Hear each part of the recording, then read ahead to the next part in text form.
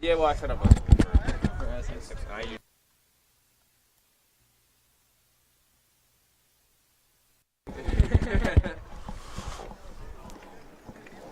One of the best things about this pitch is speed waste no time. That's good.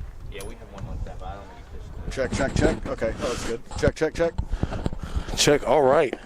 Ladies and gentlemen, welcome. We are back here once again on this kind of cloudy Sunday, excuse me. It's been a long weekend. Sunday afternoon, I am Deacon Storm, and we are here to watch as the Dundalk Lions of CCBC are taking on the Essex Knights, also CCBC. I like to call this a battle of 695 South. I'm going to be joined here alongside me, my broadcast partner for the day, Jimmy Flame. How's it going, Jimmy? Good to see you here. Oh, man, it's great to see you. Thanks for having me aboard today. Can't wait to do this. Absolutely. It's going to be nice to have two voices in this booth for once and not just me riffing all day long. Oh, you're fine. Either way, the Knights are warming up. We're getting warmed up as well. And it looks like we're going to go ahead and get started here at the top of the first.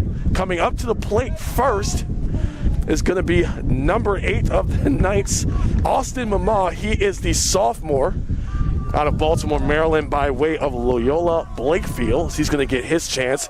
Pitching against him for the Lions is going to be Ben Hall, the freshman out of Baltimore, Maryland, by way of Catonsville. Sometimes in the outfield. Right now he's going to be pitching, and so far he's going to be evening up the count. I was going to say he's behind, but we got the 1-1. So I know you guys can hear it. The wind has picked up a little bit here on this doubleheader. Thank you. Yeah, and Griffin's wasting no time out there on the mound getting these pitches in either. He's pitching a fast pace already right out the box. And they are getting this thing started off very fast pace. And strike 2, evening that count back up. I was just going to say, I'm sure you guys can hear it, but the wind is blowing like crazy right now. On what is an otherwise beautiful day. Takes a swing at that, and that's going to go ahead and retire him, as Ben Hall is going to record his first strikeout of the day already starting out. Interesting fact thrown to me right before this game started, Jimmy. Apparently, if the Lions win the last 4 of 6, they are going to be playoff eligible. Oh, knocks that all the way out. And as it's caught by the shortstop, sent over to first base. In this fast-paced game, I could barely finish any sentences already. We already have 2 batters down, 2 outs on the board, which is a good start for Ben Hall. What a nice play by the shortstop, too. He just kind of looked it in, a little slow bouncer out to him, and he fires it over the first for that out. That's right. That's good. See, that's the kind of speed and the kind of accuracy the Lions are going to need. They want to come out with not just 1 but 2 games today in this doubleheader. A reminder for the fans: with this being a doubleheader, these games are going to be 7 innings each. Man, he's Ben Hall already with 2 balls to start out this particular series. I know he's going to want to get out of this inning unscathed. Last pitch was in the dirt. Severely behind in this count, 3-0.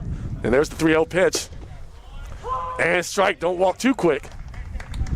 Don't walk too fast. And perhaps the batter is trying to influence the umpire there by starting to walk down to first on that one. He's trying to see what he thinks is the inevitable. I got you. 3-1 count. Looks like Ben Hall's going to slow this up a little bit. Right down the middle, strike 2, and now we got a full count, Jimmy.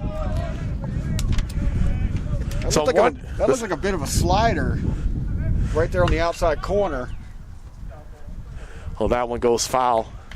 Yeah, it is a little difficult to tell from back here where we are. We're directly behind home plate, behind the fence, and we try to get that information out to you fans. But if you want to follow along those live stats, we got the link in the comments for you as that ball goes foul, lands behind us in the parking lot to my right. I'm sorry, my left. Oh, told you this is a long weekend. Nearly missing a car over there, too. Which doesn't happen that often, by the way. Never park there. Got that blue stat out right into the middle of center left, but that is caught by the outfielder. And we're going to go ahead and retire side. Score still 0-0. And we're going to start with the Lions up as we take a quick break. Jimmy and I will be right back.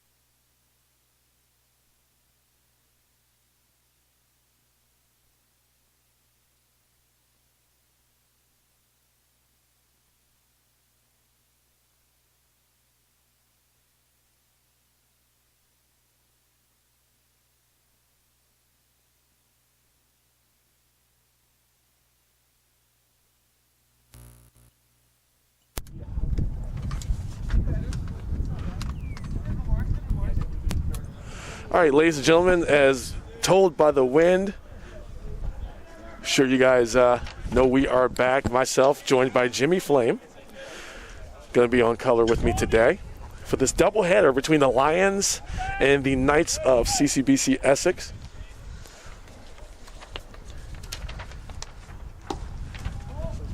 And already ball one. My statistician over here to my right let me know that I was, in fact, incorrect about who was pitching that whole last inning. It was actually Nate Griffin, not Ben Hall, that was pitching. So wanted to make that.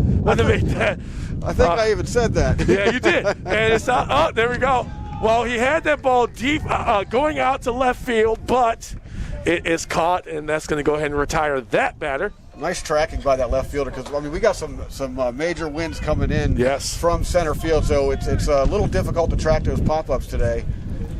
And he did a very nice job getting to that ball quickly. Right. Well, the good thing for them, especially in the outfield on either side, is that the sun is not able to blind them, because we've seen that out here a few times. Well, you trade one, you get the other. I mean, you're either going to have a really sunny day and no wind, and you're going to lose the ball in the sun, or the wind's going to come in and take it where it wants to take it. Absolutely, absolutely. So coming up next to bat, it's going to be infielder Jared Jackson, freshman out of Baltimore, Maryland. He's had his share of pitching duties every once in a while when it's called or when it's need be. Here's the 1-0 pitch. And that wind is really picking up. I looked on my phone. It's going to be about 16 miles an hour. Winds are flowing in here. It's probably a little bit more inside this booth, but that's all part of the experience. Yeah. You want the listeners to really feel the game, so yes, they're going to hear the wind.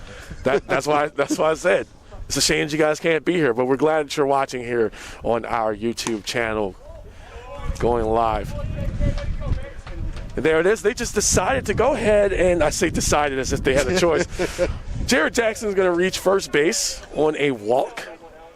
Yeah, Todd Murphy walks him, the lefty from Beltsville, Maryland, out there on the bump for Essex. Well, he's got a little bit of a challenge coming his way. He's going to man on first, and Jared is quite speedy. He's got some legs up under him. As number 5, Matt Fino, the catcher for the Lions, is up to the plate. And here is the up. It was going to be the 0-1, but he may have been doing his scouting on Jackson a little bit. He certainly had a lead out there, or he's certainly taking a lead. Yeah, he's going to take that liberty, and that's one thing you got to watch out for Jared Jackson. Here's the 0-1 pitch. And he's going to make that run, and he got it. Ball went a little bit Ari in his glove, kind of like he had the ball in his glove, then it flew out a little bit, but that allowed Jared Jackson to go ahead and steal second base. Yeah, and he picked a good pitch to steal onto that low inside. Caught the catcher, possibly caught the catcher a little off guard as the throw wasn't quite on the money. Almost like he wasn't necessarily ready for it, but he did make that good call, and he's already getting that lead from second base as the 1-1 is thrown. Big swing by Fino, strike 2.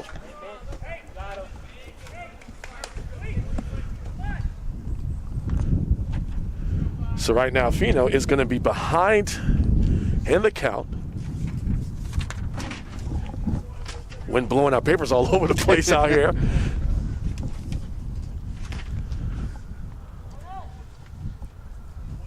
And we got ourselves a little bit of a break. Fino trying to reset himself.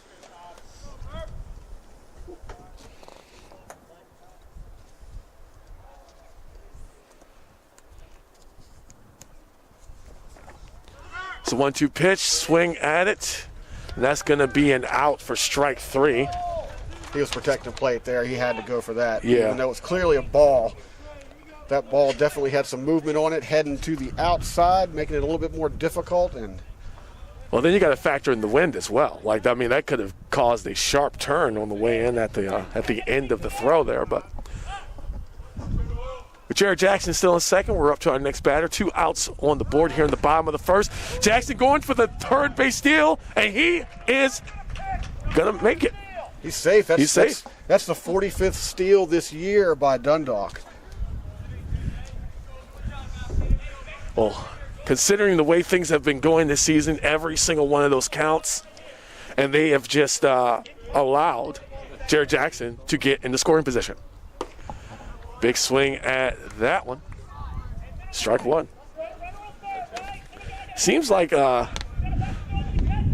McNew is trying to completely blast this out of here. It looked like on that last one. Hey, you got to take your hacks. Yeah. Is he 0-1? Got a piece of it, but does he get him? Waiting for the count, and yes, that's going to be called out, so that is going to retire the sides. We're going to make our way to the second inning, right at the top. Score still 0-0 as the Knights come back up to the plate. We'll be right back.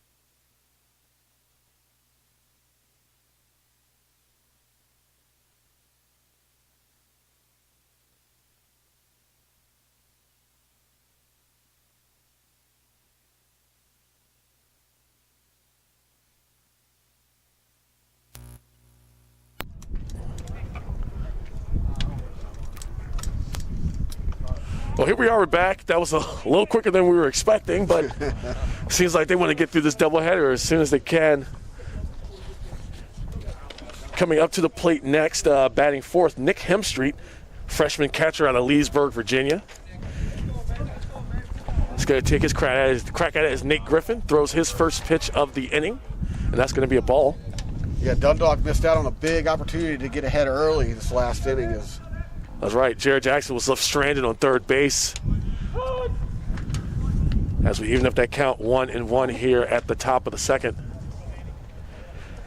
Knights come in today at 12-16. Lions still fighting for one of those playoff spots in the NJC AA playoffs. It's ball 2. Bringing that count to 2-1.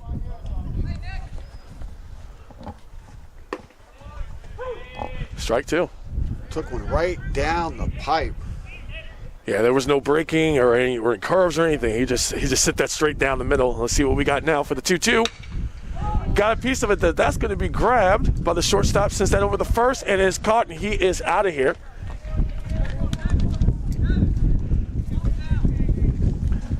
Which will bring up Devin Johnson, the first baseman, the freshman out of Charlotte, North Carolina. Nick White with a nice play out there at short. Just like last time, just fouled that ball in and gave a nice throw to first for the first out. That's right. Got to catch that grounder and just have good control of it, which, you know, I know this is your first game with us, but that's been a lot of some of the issues they've had, control issues. A lot of throws just kind of not going where they expected, and not where the person catching it is expecting it either. Maybe they know that I'm here today talking about it, so they want to do good. They don't want to mess it up. They're like, oh, Deacon's seen this before, but we got to impress Jimmy Flame. We want Jimmy Flame to talk positive about it. Hey, all positivity around here. That's what we're doing. That's right, and with the high pitch there, ball 2. Catcher overthrows the pitcher there, but shortstop's there to back him up. Yeah. Kind of needed that. Good thing no one was on base. That's the name of the game in baseball. You got to back up your partner right there. Yeah. Got a piece of that, but sent that over to the right by the Knights dugout. As the count remains the same. Already had 2 strikes up there. And we're back here for the 2-2. Sent that high, but that's going to go high behind me. And there it is. Well, I heard it hit something. It always does. It always does, trust me. Here's the 2-2 again. And it looks like we're going to have the same result, but it may be still in the field of play. They're going to try to grab it. And that goes just over the fence for yet another foul ball.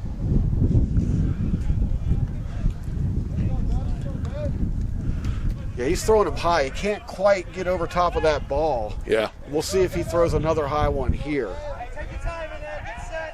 The kind of the name of the game, and once again, because the wind is coming in with these strong gusts, a fast pitch is he'll still clip it a little bit. Here's the 2-2 again. Fastball. That one was low. And that's going to go ahead and send Devin Johnson first base. So he gets a strikeout, but the runner or the batter advances to first from the pass ball.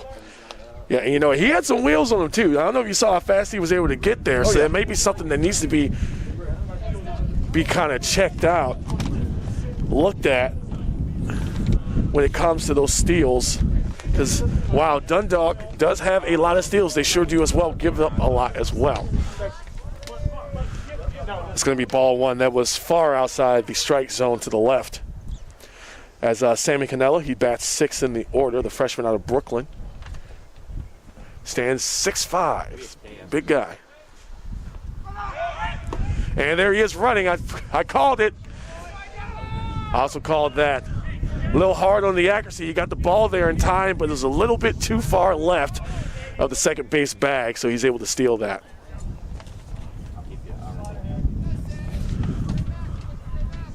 Yeah, that was a steal all the way. Yeah, I mean, he got so far ahead of that pitch. And it's going to be strike 2.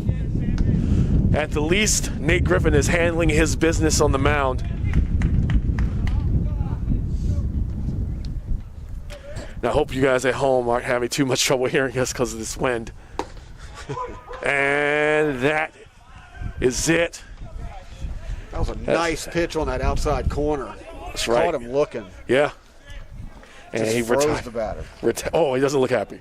Cannella makes his way back to the dugouts. Emmanuel Maldonado, first baseman, freshman out of Palm Beach, Florida. Seems like Essex has a lot of imports as he knocks that one out all the way out to center field. And they're going to have a man home, unfortunately not able to get to him in time as Essex gets on the board first. That was just a straight ripper right up to center field. There's not much you can do about that. I mean, you can try for that play at home, but center fielder hitting the pitcher right there in the middle gives him options. He can either throw home or hold that guy at first, and he managed to hold the guy at first and throw home. So. And Maldonado was able to give just enough, even though he only made it the first, he was able to give just enough to make sure that Devin Johnson made it home. Now, while the score is 1-0, there are at least 2 outs still on the board, so Griffin is able to still salvage this inning and not make it too big of a disaster. Strike 2. Right now, he is ahead in the count, 0-2. I like that pitch. He does not relent right there. He just throws a fastball, a little high, a little outside. Almost unreachable. Almost unreachable, exactly. Yep. Even if he does swing, he's probably hitting it on the ground. Well, tried to get Maldonado there at first. And he did take a run for it, but he's going to have to come right back because that ball goes foul. Essex is just trying to distract him now because he got 2 outs, sending that runner, hoping to catch Dundalk slipping is what it looks like. Well, I will say, thanks to the speed of Devin Johnson, they were able to get a little bit there. But he's got 2 outs on the board. There it is again. It goes right in between first and second base out there to right field. Maldonado makes his way to third. Wow. Hit and run. He hits that to the second base side. It's about the only place in the field where you don't see someone. Oh, yeah. It's the old adage, hit them where they ain't. Nobody in between there. Out of the reach of the second and first baseman. Pretty much a guaranteed hit there. Up to the plate now, number 12, J.J. Orazo. Sophomore out of Port Richey, Florida. Got some good experience. Quite a few sophomores on the night side. Going for the steal again, and it looks like they're just going to go ahead and let him have it. And he made it. So, that being said, still 0-2. 2 men on base, 2 outs on the board here at the top of the second. And this is a make or break moment for Nate Griffin. You're in sort of a conundrum there. It's like, do you throw to second and risk the guy coming home? And that was the risk. Looks like it paid off there. Or do you just wait for your pitcher to get a strikeout to end the inning? That's a good way to do it. Score's 1-0, and we're going to go ahead and retire sides as the Lions come up. And we will be right back.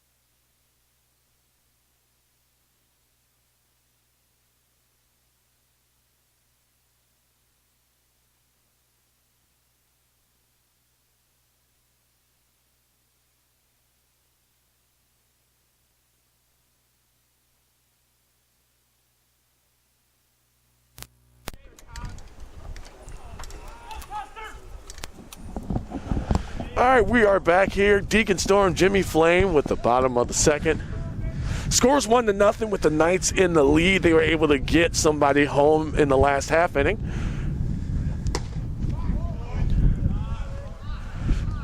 And we're going to go ahead and start this off with Jake Brack, the sophomore out of Baltimore, Maryland. He's up to the plate.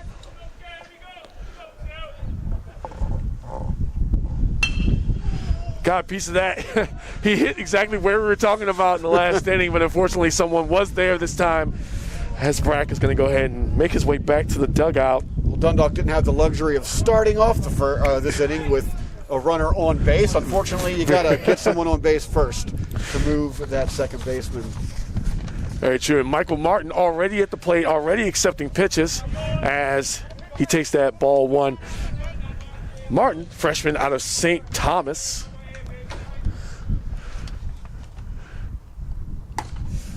Pitch was well on the inside. Took a big swing at that one. Strike one. Good movement, though. It's one of those pitches that look great off the hand, but then it just slices right in on you. 1-1 pitch. Looks like that's going to be a strike as well. Yeah, it looked like if he would have made any contact with that ball in the last pitch, it would have been all handle. And here's the 1-2. Very high out of the strike zone, making it ball 2. Yeah, that looked like one that just kind of almost got away. I was just going to say it looked like it got away from him a little bit on the throw. Here's the 2-2. Also on the inside. That's going to be called ball 3. So now we have a full count with 1 out on the board. A very nice curve. Looked like he was aiming towards the shoulder and hoping to get that drop in. Kind of like that. Does it for strike 3. And Michael Martin is going to make his way back to his team. And coming up after him, it's going to be number 7th in the batting order. That will be Ben Hall. I know I said his name all first inning, but he's actually out here now. We fired in a curve at him. Yeah. And then he went outside. And that pitch definitely froze him up. I mean, it was one of those things where it's like there's really nothing you could do once it left his hands. Ball 1. And here is the 1-0 pitch.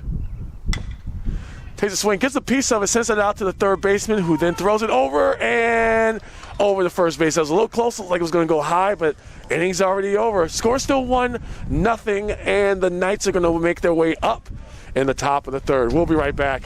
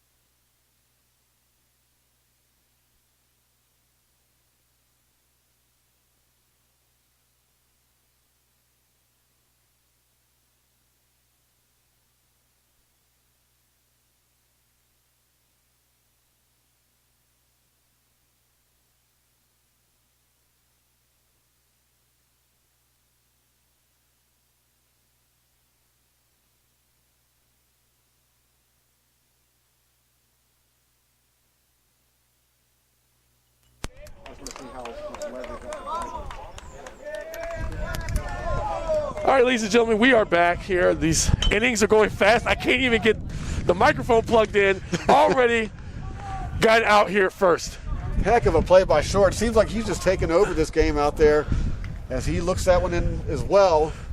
It was a nice rocket on the ground out to him, and he just fires at the first for the out, the close out. Hey, first pitch, grand opening, grand closing. I like that. Grand opening, grand closing. I'm going to remember that. I stole it from someone. All right. Oh, big long ball hit out to center left, and that's caught already. Jared Jackson out there doing the work. You got to love that. 2 pitches, 2 outs. Yeah. I so far, 2 up, 2 down. Don't even have the chance to get my bearings. I'm still holding the wrong paperwork. Let's see if we can get this. It's not the immaculate inning. That's 9 pitches. That's 9 strikes. And that's a good game for Griffin. I think we jinxed him, though. See, that's what we get. Can't be talking about that stuff, right? But a fantastic lineup and setting up for Griffin so far. I can switch it.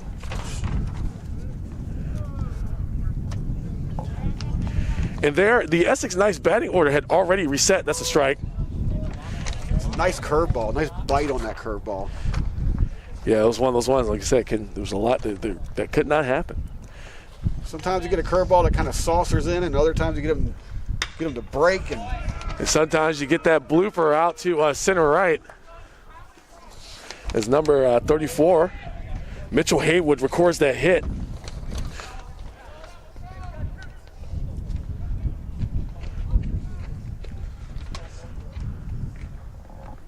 well, you can't sit back on that pitch. You can't give in to the batter. You gotta, after a curveball like that, you gotta throw him some heat, and that's exactly what he was. Give him something that's a little bit of a challenge. Mm-hmm. So Nick Hemstreet, he's back up again for his second at bat. Right now, he's 0 for 1, as he got his chance in the first inning that was actually quite short.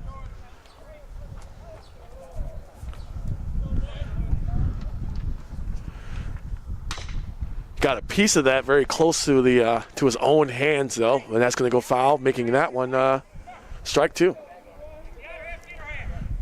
So right now Griffin is ahead in the count.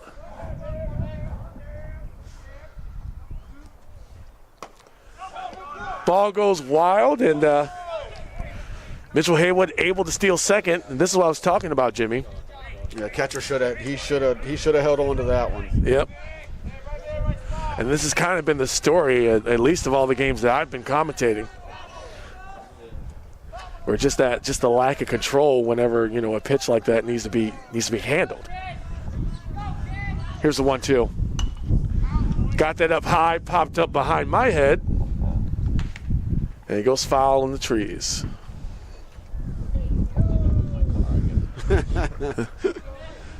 I know. I got my eye on my car over there. Oh, you parked over there? I'm sorry. Right there, that little sports car over there. I am sorry. Jimmy Flame always riding high. Ball goes foul. Riding dangerously. Riding dangerously, right next to the baseball field. It's parked right there in center field, man. I promise your car won't get hit. Right. Park it in the center. Hit my car, win it. Yeah. Some of these guys might take you up on that offer. Here's the 1-2. And just as we're talking about center field, is he able to make that catch? And he does! Wow. He makes that catch! And that effectively ends the inning in an amazing diving catch, Jimmy. Score still 1-0, and we're going to head over to the top of the 4th. Wow. That was some big-time, big league stuff right there. Hey, you needed that right now to retire that inning. So we're going to take this break. We'll be right back.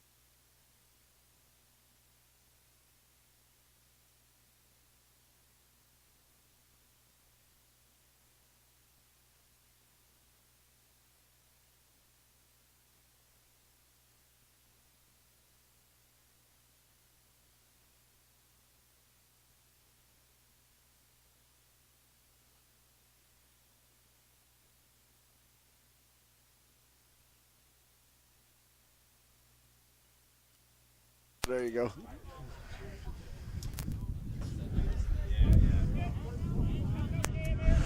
All right, ladies and gentlemen, we are back. Deacon Storm, Jimmy Flame here, bringing you this NJCAA baseball action. What an exciting game so far, too. 1-0 tight contest. I like it when it stays tight like that, too. Like it really brings out the competitiveness in both sides. Pitch was a little close, but that is still inside the strike zone, Jimmy. Oh, that was a great pitch, though. Yeah, starts him high and outside, and it comes inside like that. Especially with readjusting the batter's eyes.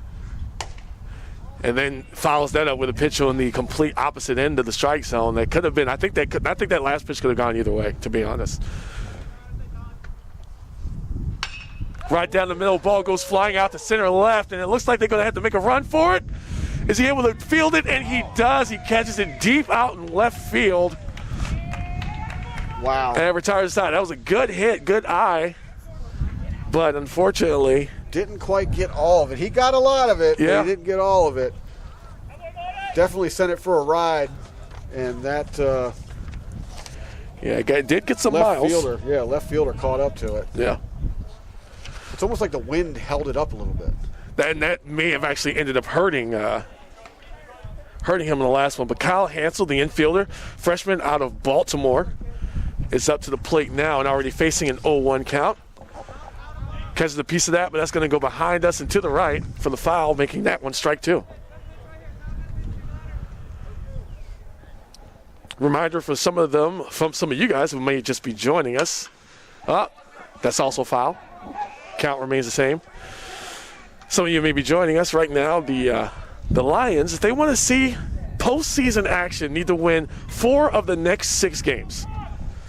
And those do include the 2 today, as we're right in the middle, smack dab of a doubleheader. That was a nice look right there. Way to lay off that pitch. I mean, it looked tasty coming in. Yeah. Can I steal that one? Sure. That one goes really low. Unfortunately, we had no one on base to attempt to steal, which would have been a great help for us, but that makes that ball 2. What's up, guys? Oh, you're getting shout out some players now? Apparently, people saying hi to me while I'm working.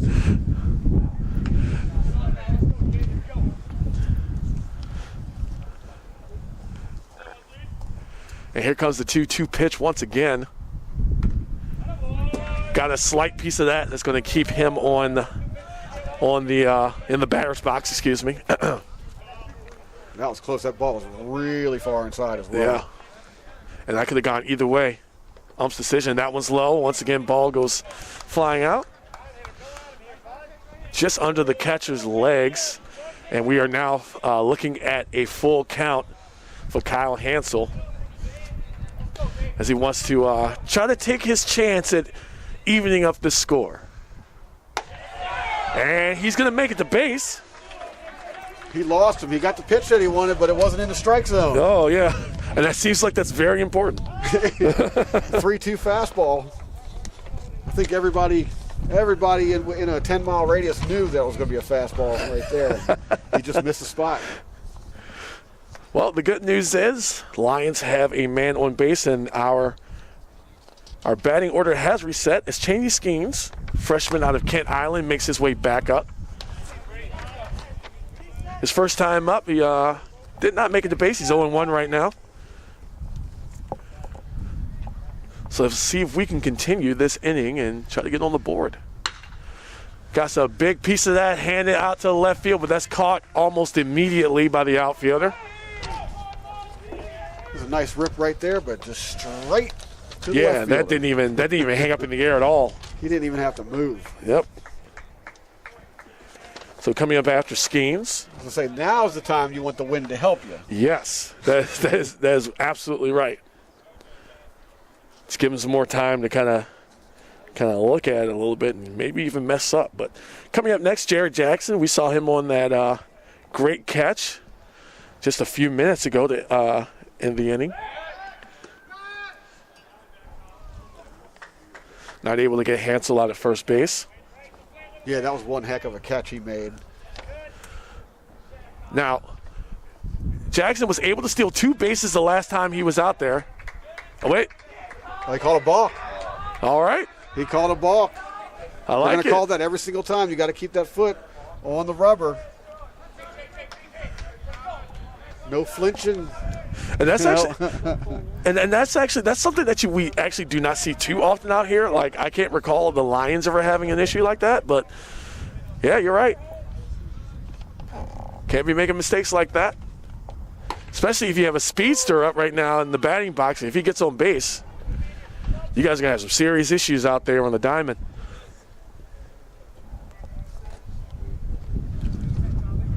Last time Jared was up, he was walked.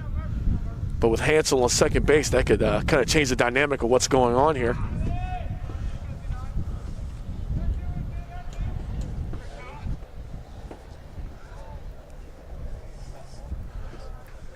Jackson stepped out, had to readjust the gloves, get back in here. Always got to take that moment. Big swing there, and a miss. Looks like it may have gone under his bat for strike 2. Mm-hmm. He was looking for that changeup.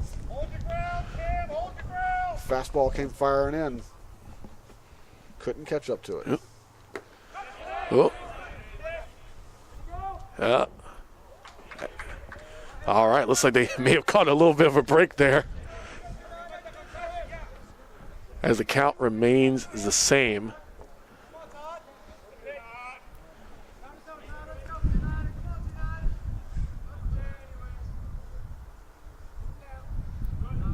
Hansel still out there on second. Here's the 1-2 pitch. That was way on the outside of the strike zone for ball 2. He's just trying to get a free out there by throwing it that far outside, knowing that the batter's in a little bit of a protection mode right now. Right, and if Jackson swung at that, that was a wrap. And now we're at a full count. That seems like it may have tickled the edge of the strike zone a little bit on the left side, but... See if we get another fastball here. All right, here is the 3-2 pitch. And we do. Hits it. He hits it. It goes high up, and it looks like they're going to try to be fielded, and it does. And that's going to go ahead and end the inning as the Knights escape that one. Score still 1-0. And we're going to go ahead and switch sides as the Knights are going to make their way up here at the top of the 4th. We'll be right back.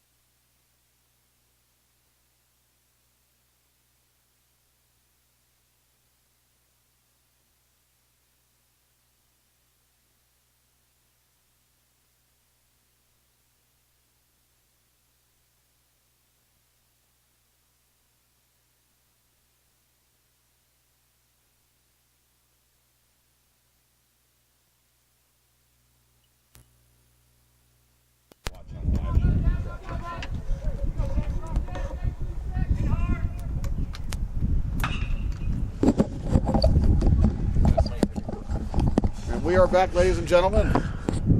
Oh, no, go ahead, Jimmy. Oh, I don't want to take over. I was the one with the headset off. All right, we're already back. We already missed the swing, and I'm just buying you some time here. It's already an 0-1 count. Trying to get a piece of that. Looks like he did, but that still went foul for strike 2. Let's see if Dundalk can get a quick inning out of this. Well, they're going to kind of need one. They definitely want to get back on offense. So Devin Johnson, he did make it home. He is the 1-0 up there on the scoreboard. So that is the first ball thrown by Griffin here in the top of the 4th. And here's the 1-2 pitch. Gets a piece of that in between first and second, and that's just going to be an easy out. Nice ball tracking there by the second baseman. Didn't have to move too far to get that. I mean, picks it up, fires the first, gets that out. Yeah, the ball at the hit only moved maybe a mile a second, a minute. I mean, it went pretty slow out there on the ground. Right, but the grass too is it's a little tall. It's also a little damp because we did have rain. A little damp, so the ball's going to die out there. Oh, a little close there. Sammy Cannella, he struck out last time he was up there, but he's going to go ahead and take that ball. So it's a 1-0 count already as he is ahead.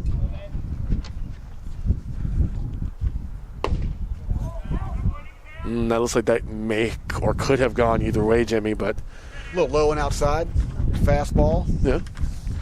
They haven't got that call all day, though. So very true. There's consistency there. All right, here's the 2-0 pitch. And there's the strike. Looks like that was in the bottom right, maybe like in between the center and the right of the strike zone down at the bottom. And he was able to hit that. I like how Griffin's really working the plate, and he's been doing that all game long, working left to right, keeping batters on their toes. Well, right now he is going to be behind 3-1 in this count. So that last one was a ball. And here's 3-1 pitch. Big swing at that. Strike 2, so now we got a full count. I was just about to say, look for a challenge pitch here. It's 3-1. Dundalk wants it. They're going to have to do stuff like that. And they're going to want it pretty bad right now.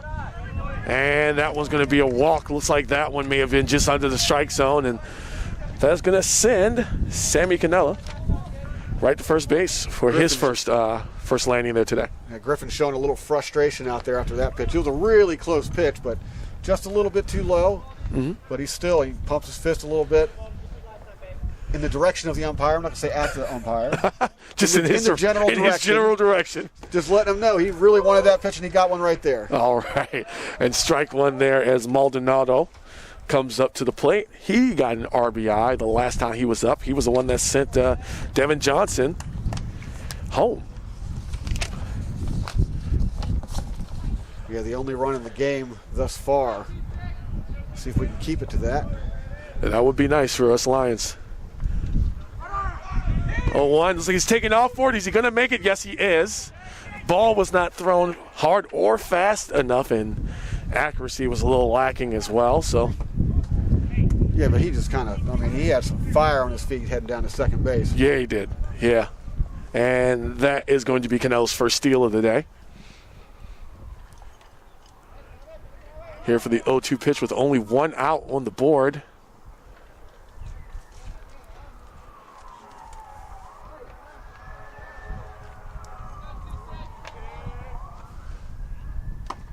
That was a little on the outside there. And that's not going to be a strike at any level. No. We would like to say, Jimmy, just a bit outside. I knew you were going to say it at some point today. I always do. One of us is going to say just a bit outside. I always do. He's making a run for third as that ball gets knocked out to first. And they're able to get the out there. However, Cannella is going to make it to third base and put himself in scoring position just as number 6, Luis Gonzalez, is making his way up to the plate. Slow bouncer out there. And that's really the only play you got is to toss it over to first. Right. And take the out. And that was the perfect way to go, too, because you had a man on second. You wanted to get him in at that spot over there on third, and it wasn't really about making it to first.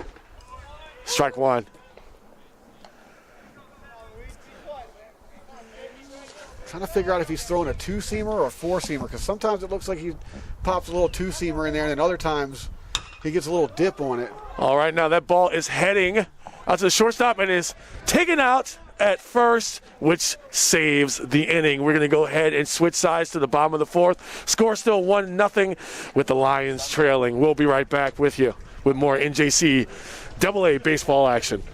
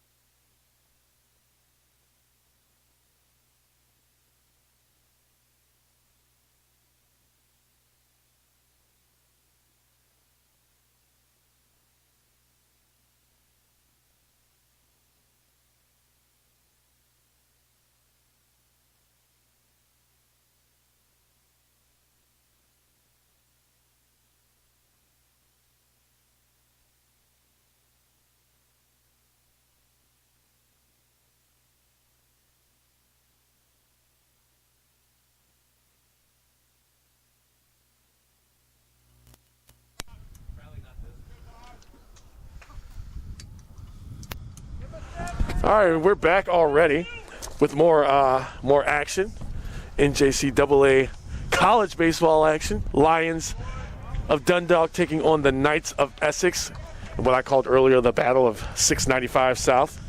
There you For go. those of us who know, who live in this area. I grew up right down the street from here. I went to high school right across the street, and I know about this rivalry very well. That's right. That's right. So we get to witness it firsthand, and hope you guys are all enjoying this with us as the 2-0 pitch is thrown. That's going to be fair. Bounces out of the glove of the third baseman. That ball just jumped up and ate him alive. And he's going to continue to make his way. He's going to turn that into a double. I'm leaning towards no because it was a difficult play with a weird bounce. So I wouldn't give him the arrow. Yeah. Is that a Dundalk hop, you said? I think we just coined it. It's That's a Dundalk hop right there. Oh, I like that. We got the Baltimore chop, and now we got the Dundalk hop. I like that, because that ball definitely just kind of popped out of his glove. And that was good. So Matt Fino able to score that double on his way out there, first at bat, first one for the inning here at the bottom of the fourth. And coming up right behind him is Doyle McNew, another catcher. He's a freshman out of Bozeman, Montana. Fino was in position to steal. He decided to go back to try to catch him, but no dice. Yeah, he's not really checking him there. He's just buying some time, trying to figure out what next pitch to make. Essex really wants to protect this 1-0 lead, and base hit to the outfield scores a run. That would be very good for the Lions. Pitch is thrown a little low, going to be ball 2. Count is still 2-0. And the one thing the Lions do need to do is get their hits up. Essex right now, they already have 3. To the Lions 1. That one bounces right over the first base, but it is going to send Fino over to third and put him in the scoring position with just 1 out on the board. It's a nice sacrifice right there. Yeah. 1 out, move the runner over. And now, if you can get a ball, pop fly to the outfield, you can get that run in. And that's it. And that's going to go ahead and tie the game up. More options with a guy at third. It'll be strike 1. That's Jake Brack up there, the sophomore out of Baltimore, Maryland, up to bat. He just rears back and fires a fastball right down the middle. Just right down the gullet. Here's the 0-1. Had a nice curve on that, but it's going to go right back to the pitcher's mound. Checks to see if the third baseman moves, and he doesn't. Sorry, the third base runner, excuse me. Looked like he caught him a little off guard with that curve, too, because that curveball came saucering right in. Yeah. Perhaps he was looking for another fastball and just almost caught like him on his heels. Almost like a right hook right over the plate. Yeah, that's a big play right there.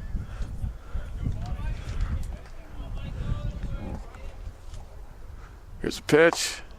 That's on the outside. Ball 1. Up at the plate now, Michael Martin. He struck out looking the last time he was up. Right now, Martin's just looking to get on. And that's all he needs to get that score evened up. That's going to be strike 1. That one was right down the middle. Even a walk to prolong the inning. Something, just to get somebody up there, because after that it's going to be oh, big swing at that, strike 2.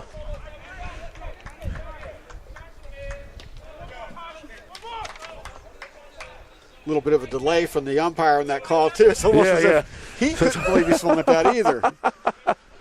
Wanted to take a second. Swung at that one, too, and that's it. Left a man stranded on third again for strike 3. So we're going to go ahead and switch sides. Top of the 5th is coming as the Knights make their way back up to the plate. We will be right back with more action.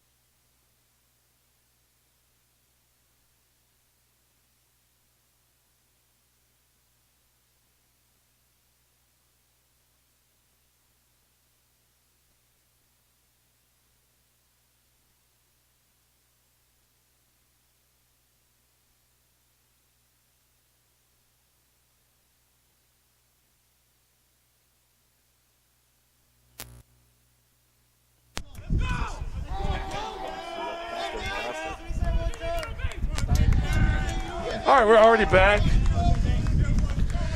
And the Knights, it's going to be a strike. Knights are making their way back up again. J.J. Arazo first up to the plate this half inning, top of the fifth. Don't forget, this is a doubleheader. There's another game after this. And with that, this game is only going to 7 innings. So there's 2 innings left for the Lions to try to do something about this 1-0 lead. Gets a piece of that, sends that out to the. All right, good. Sends that out to the parking lot.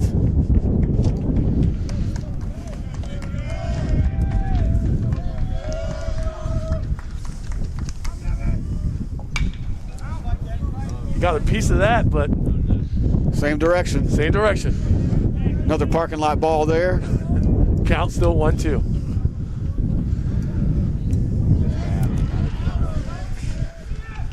Here's the 1-2 pitch.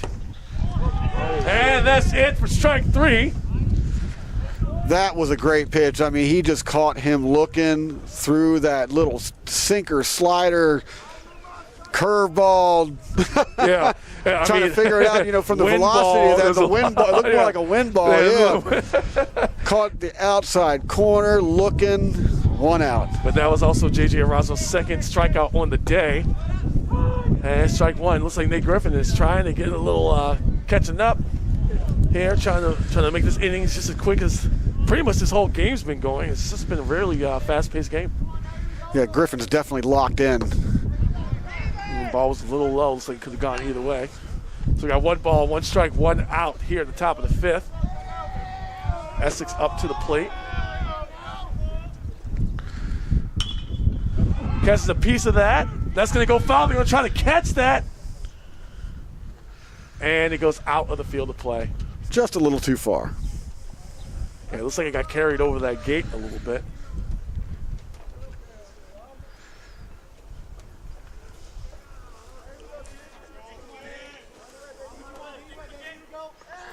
But Essex batting order did reset with this. Austin Mama is up.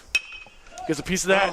Tried to bear. Oh, he did. For the most part, bare hand catching that as it bounced up out of the ground, sends that to first base. And that's going to retire Austin Mama and send him back for the second out of the inning. I just got to say, wow. He palmed that ball. He caught it with his bare He did. And he gave it a little juggle for the fans, the 1 or 2 that are out here on the hill behind the field, because we still can't have fans here yet due to COVID-19 protocols. But well, I'm pretty sure the juggle was intentional, just for that reason. That's right, and throws immediately another strike to Cameron Powers. I'm serious. I'm in all over that. That was amazing. Yeah. I mean, you say he was locked in. You got to be locked in to be able to do something like that, have the reflexes to catch a ball that's flying your way. Barehanded even. So right now, 0-2 pitch. Gets a piece of that. That's going to go ahead and go up. They're going to try to get it. And it does go foul out of the field of play. Thankfully, he was able to keep his footing out there. Great hustle there by the right fielder. Yeah, he tried to get there, but Ben Hall out there in right field. No he's from Catonsville. But plays for. Looked like he ran all the way to Catonsville, playing for Dundalk, of course. Yes, of course. And that pitch was a little high for ball 1.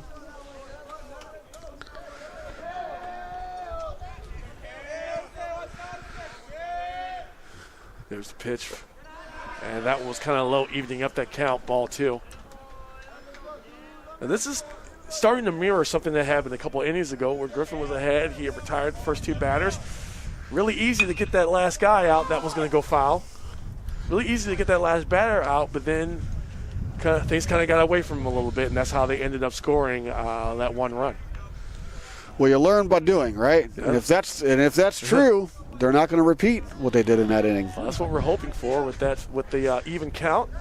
And that one goes low as well. So now we're at that full count position with 2 outs on the board. That was a good 2-2 pitch, though. Throw one in the dirt, see if he goes for it. You still got a pitch to waste. Full count. Now you bring in the burner right here. And there's 3-2. There it is. Gives it, but that's going to go over to third base. Not able to get it in time, and that's going to count as a hit, unfortunately. Third baseman tried to get that Just had to get that grounder by diving for it. He ended up getting more color on his jersey instead. Well, Griffin did his job. He, fired in that pitch, got him to hit it on the ground. It just made its way through third and short right there, kind of in no man's land. I mean, it's a very difficult play to make, as it is. Now Mitchell Haywood, he is up now.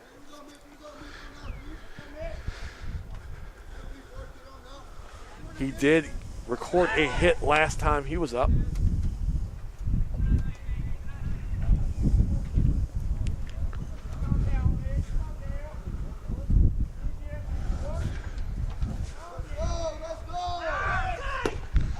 Powers making the run for it. He was not able to hold on to the ball out there at second base. If he holds the ball, he's probably got him. Yeah, that was going to be an out. I mean, it's a bang play, but it was a strike. He threw a strike out there to the shortstop covering. I will say at the least the distance of the throw, the power on the throw, the accuracy on the throw, everything was perfect. Just couldn't get the grab. Or at least, he got the grab, but just couldn't hold on to it. Everything was perfect. Sometimes those things just happen. It's a 1-1. That was a little bit closer to the inside there for ball 2.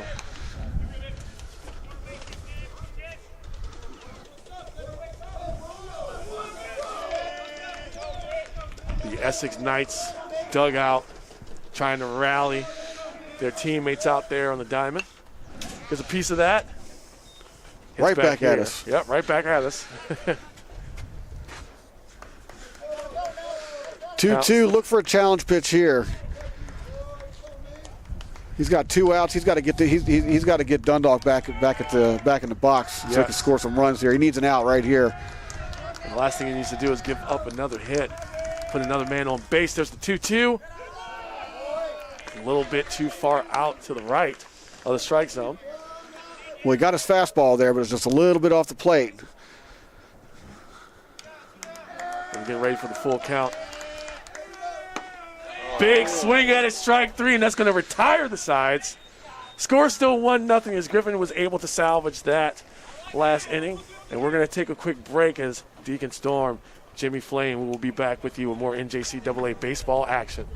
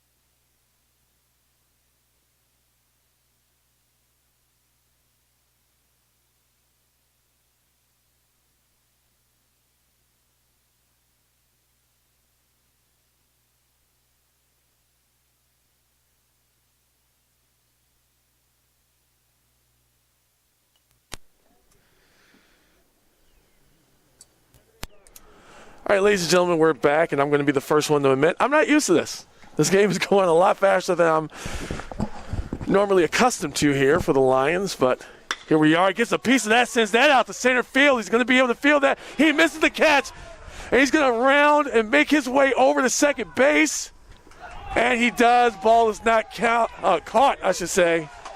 Number 10, Ben Hall. Ben Hall hit that on a line straight out there to center. Center fielder couldn't catch up to it. He's hustling the whole way. That's an easy double right there. Well, yeah, and he tried to get that. I think the ball may have tipped the top of his glove out there in center field, but he was unable to wrap that up. And neither was the second baseman. That allowed Ben Hall to make it to second base. So here's our next batter. Here's the pitch. It's going to be ball 1 It's going to be Nick White out there. He bats 8th in the batting order. He's been playing a great defensive game thus far. Let's see if he can get his bat going. Here's a 1-0. Good look. He just looked that one all the way in. Right. Now from here, it looks like it was definitely in the strike zone, but from where we're standing, not quite. Sometimes in a close ball game, you just want to stand up there and just wait for that pitcher, to get a strike before you even lift the bat off your shoulder. Here's a 2-0. That one kind of floated on the outside to the left of the strike zone for ball 3. You can start working, through these 3-0 counts. Maybe you can get something going. Still a man on second. There's a 3-0. And walks him. So look at that. Lions got 2 men on base. No outs on the board here at the bottom of the 5th. 4 straight pitches. Looks like we have somebody over there in the bullpen working for Essex right now. Yeah. Warming up. Got another can't pitcher. Quite tell who it is because he's wearing a sweater and I can't see his jersey number. So. Yeah. But when he makes it out to the mound, we will let you know who that is. We're all going to have to wait, right? Yeah. First pitch, 2 men on base, no outs.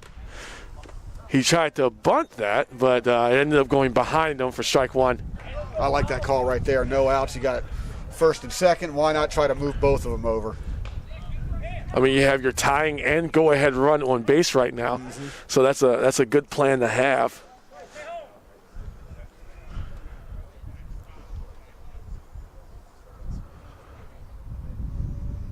And here's the 0-1.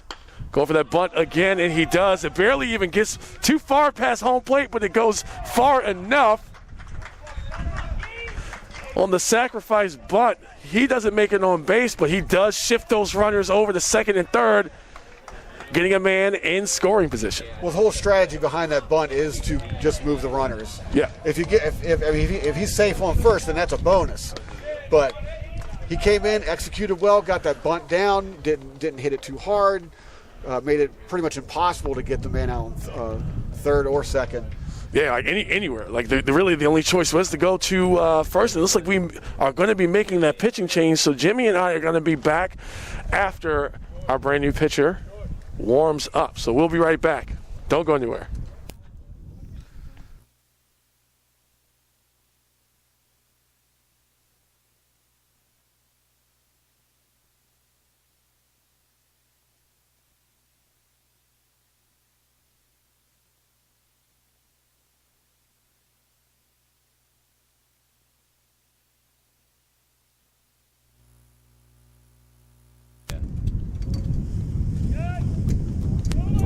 All right, I jumped the gun a little bit. We're back. Deacon Store and Jimmy Flame here. They did not change the pictures out. They just had a little bit of a meeting of the minds on the mound out there. Yeah, they're facing second and third. They're just trying to strategize what they're going to do, make sure their ducks are in order. And as you can see, the infield is pulled in, and this is just pure strategy right here.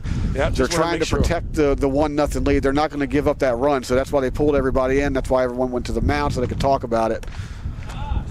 Make sure everyone reacts off the bat. And I was just going to say, yeah, because they don't want any more close hits, anything that causes a delay to any sort of throws being made. Whoa. Spectacular throw from third to first, especially on what looked like could have been a botched catch. But now that completely changes the dynamic of what's going to happen from here, because now there's 2 outs on the board. Now there's 2 outs, and as you can see, that's why they were playing in close like that. The third baseman held the runner over there at third. Made a really good snag there, fired over to first. Now we're at 2 outs. And 1 strike. And Jared Jackson, who's up now, of course, he got those 2 steals earlier, so it would be wonderful to have him on base to make it. Here's the 0-1. He got that, but that's just going to pop up high. Looks like the wind is going to hang that up. And after all of that, stranded now 2 men on bases. And that was all wind right there, too. The wind carried that out. I mean, it had a chance maybe on a normal day, maybe on just a bright sunny day, but not today. Not today. Score still 1-0, and we are actually going to take a legit break this time. It probably won't be too long as a side switch. We'll be right back.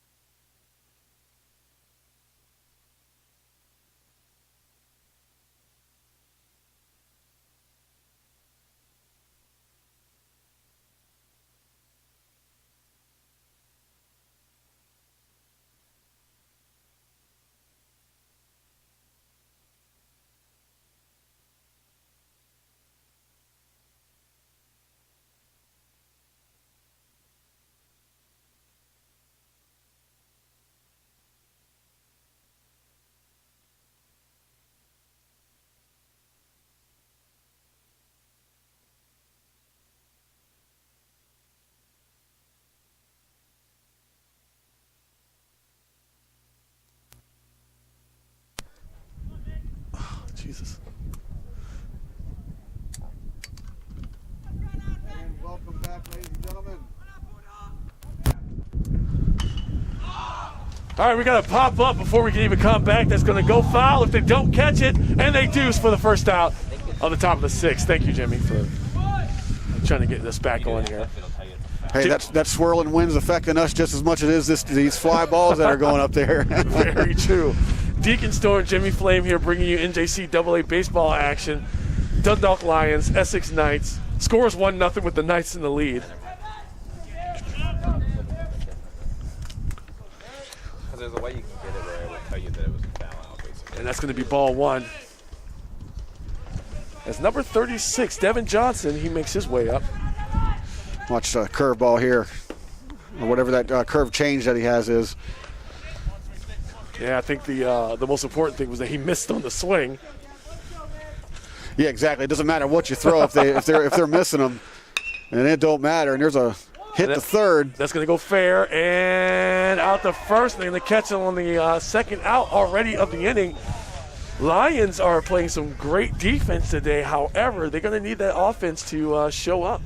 Yeah, and Doyle McNew over there on first base just stretched out to bring that one in for the out from Jake Brock. Nice snag, nice throw, nice out. Showing off that flexibility.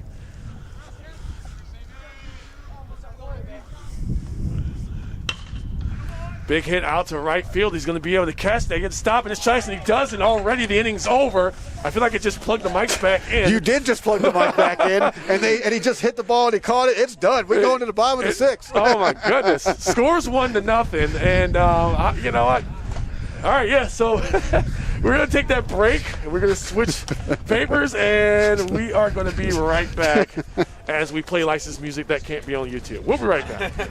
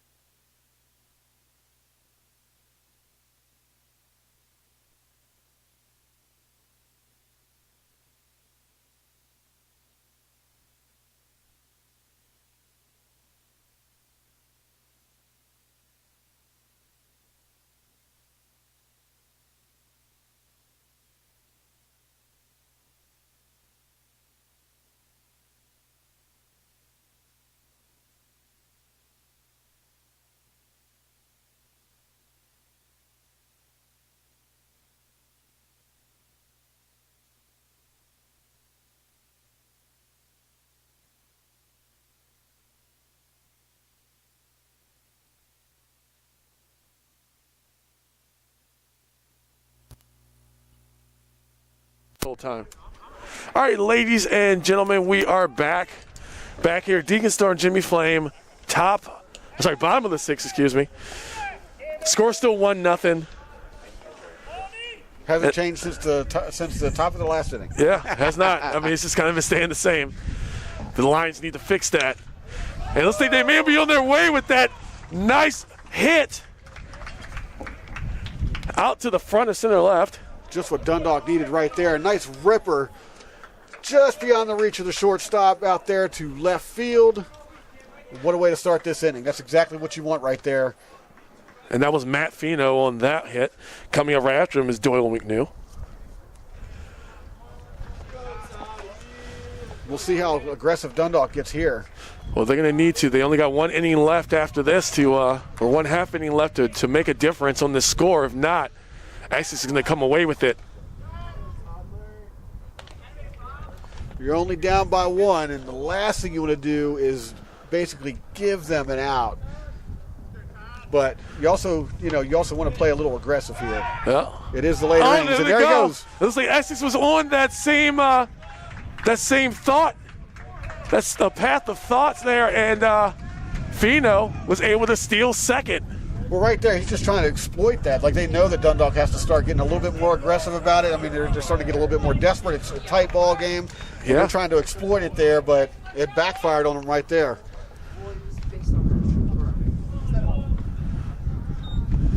Well, now Dundalk has a man on second. Still no outs on the board.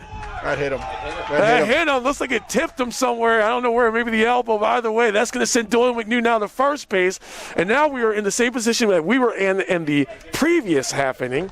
Yeah, it hit him right there on his front leg. Just front leg. Knee. Okay. So we're right back where we were at the bottom of the fifth. Lions have 2 men on base. And we now have to see what we can do to advance these runners and get that score. Because, I mean, like I said last time, tying run, go-ahead run right on base. There's a big gap right there at shortstop. The shortstop's playing behind second, and he moves back over. Yeah. But there's a big hole there. If he can get that ball through that hole, there's at least a run right there. Yeah, I was just going to say, they can at least tie this game up, send us into extra innings, which I feel like we have time for. You think? Go for the bunt again. That one goes foul. Landed on the right side of the first base line.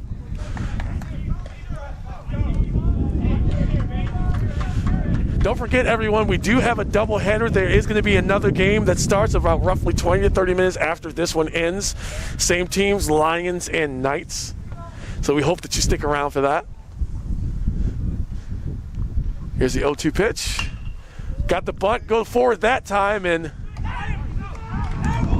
oh! I gotta say, honestly, I don't understand why he laid a bunt down right there, especially with shortstop out completely out of the way. He should have tried to rip one down that way. Yeah. But, you know, all in all, I mean, that's baseball. That is, and they were, unfortunately, Fino was caught at third. Essex may have learned their lesson from the last time. Last time they threw it to first, got him out at first, and had that man on second and third. This time they threw it to third, able to get him out. So we still have 2 men on base, but now still on first and second. That's the risk of laying down a bunt there, though. Is if you don't do it perfectly, you're leaving that guy running to third just wide open.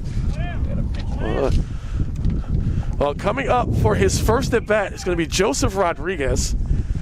He has not come up to play just yet, but he's a freshman infielder out of Edgewood, Maryland. Let's see if he can make a difference. And it looks like he's trying to. Hits that right out to second and gets them out, but now split the diamonds out. A man on first and a man on third. Yeah, Grounder pretty much went right out there to second. Go ahead, Third Jim. did a great job rounding that base right there just to give the runner enough time to get to first safely. And that keeps it there. So now it's going to be up once again to Ben Hall. He got a double the last time he was up. Let's see if he can repeat that success, because if so, that's going to at least tie this game up.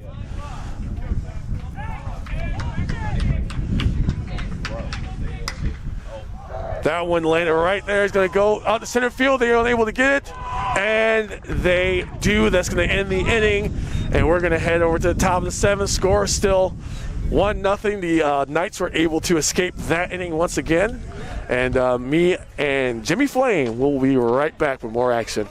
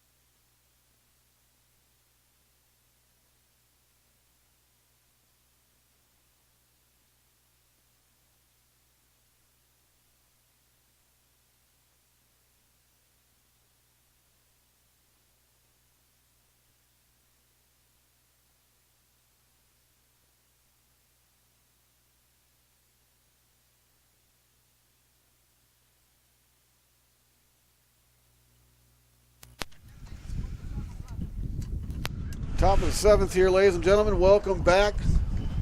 Tight ball game. Dundalk 1, Essex, yeah. I wish Dundalk had one. Essex 1, Dundalk 0. Yeah, Dundalk still trailing. Wishful thinking. Wishful thinking. I mean, I get it. You've been thinking about it all game. It's kind of what you want. Well, I'm trying to wish it into reality. So the bottom of the seventh comes around. Let's do this. Yes. Right? I would love to see a nice walk-off if that's the case. And that's going to be ball 1. Lions, like I reiterated earlier, have to win the next 4 of 6 to make the postseason. Nice sharp hit out to second. Sitting that the first was a little low, but they're able to grab that and for the first out of the 7th inning. I'll tell you what, man, he's been gobbling up balls all afternoon. Yeah. I mean, he's a brick wall over there at shortstop. Well, that's good. That's what they need because too often do these. Nick White. Yes, too often do those hits. Trying to remember these guys' names. Hey, man, it's your first day. It's my first game called for Dundalk and Essex, for that matter. Strike one, yeah. Good throw there by Griffin, who's been kind of holding it down all game long today. I'll have this stuff down by game 2. How about that? Yeah, don't miss game 2. We are not going to be done today. Big hit. Going to go foul, but let's see if they're able to field that. They're going to make a run for it, and unfortunately it hits the ground before they can get to it. Over there in the bullpen, looks like. Yeah. Bullpen's right there on the field. So speaking of that second game, though, in case you do have to step away and you don't want to miss it, be sure you click that subscribe button and the bell right next to the subscribe button so you can get all our updates so you don't miss any of the action. Nice solid hit, but that's going to go out to the shortstop throw to first base. Does it make it in time? And it does! Guess who it is again? Oh, yeah. I'm going to let you say it. Why, so I can remember his name? Yes. Nick White, ladies and gentlemen. There you go. He's got my vote for MVP, or defensive MVP anyway, of the game so far. Well, the Lions have been doing great on defense. First off, they kept us down 1-0. Nate Griffin doing some amazing work on the mound out there. Yeah, Nick White's pretty much single-handedly keeping Dundalk in this one. Hey, yeah, I mean, whatever needs to happen to keep that in. Strike 1. Good, just a good old rear back fireball, fastball right down there on the inside corner for a strike. Strike. It looked like it was a little on the inside, though. It was going to be called a ball 2.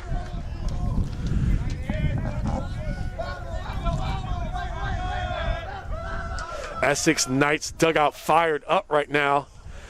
Big swing, got a piece of it, so that's going to be strike 2. Yeah, they've been pretty chatty for the past few innings. Perhaps making up for the fact that you can't have, there's no public audience here. Well, there are some people sitting along the side. Yeah, there's a couple family members out there on the hill, but outside of the field of play. Ball 3, full count now. That ball was a little high outside the strike zone. That's what we call good gas right there. Yeah, he did put some heat on that one. Sometimes you just got to throw one outside like that just to change so the batter's eye view, but he misses that pitch right there. And JJ Erazo, who has struck out twice today, he does finally make it to base. It was a walk, but I'm sure the Knights won't complain. As Austin Mamaw, he bats first in the batting order. He makes his way back up. Tried to catch him at first base, not so much. I mean, Griffin's pitching a heck of a game so far, but unfortunately, just giving up, 4 hits, 1 run ball. But unfortunately, Dundalk doesn't have any runs. Looks like he might be able to get that. And he does for the third out to retire sides. And now here we are, Jimmy. We're going to be at the bottom of the 7th, the final inning of this game. We're going to see a walk-off. I'm hoping. Let's get a walk-off. Let's get a walk-off here. That's right. We'll be right back, everyone.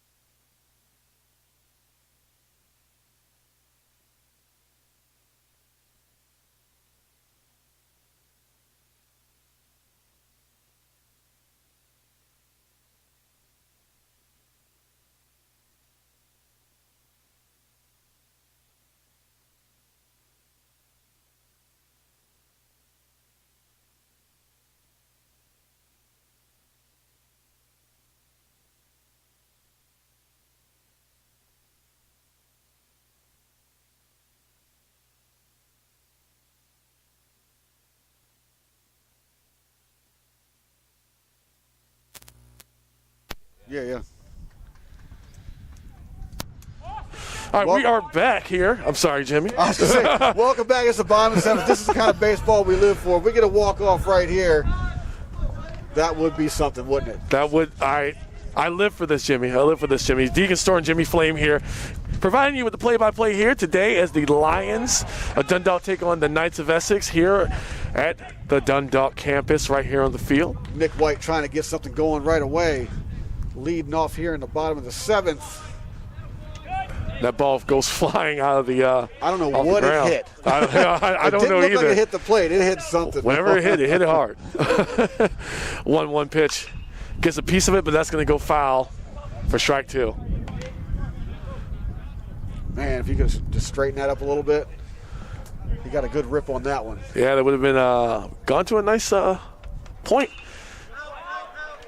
That's also going to go foul, this time over to the right side behind the Essex Knights dugout. So he was a little ahead on the last pitch, a little behind on this one. Maybe he can straighten it out and get a hit here. No better time to do it. As at this point, if the Lions don't score, Essex is going to take the victory.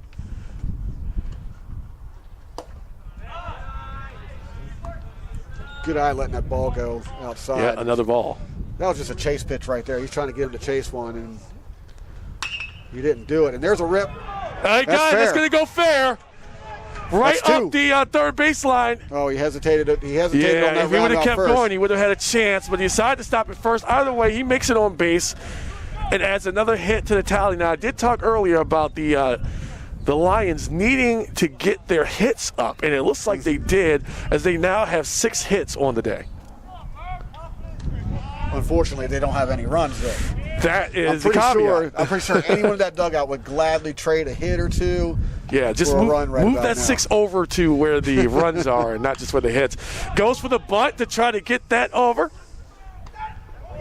And he catches them on first, but Nick White does make it to second. Now, what do you think about them doing a bunt there with just 1 man on base, Jimmy?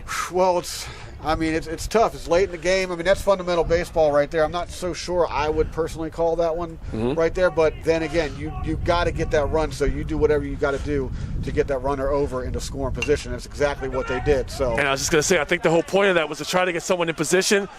That ball lands literally right next to us for strike 1. That's going to be Cheney Skeens out there on the mound for the, or not the mound, but at the plate for the Lions.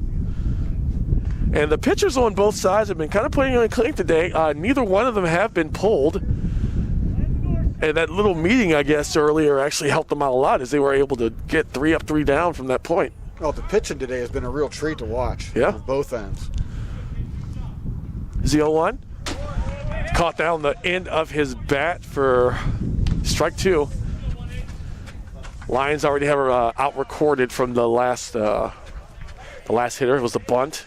They were to get him out on first, but it's got Nick White over on second.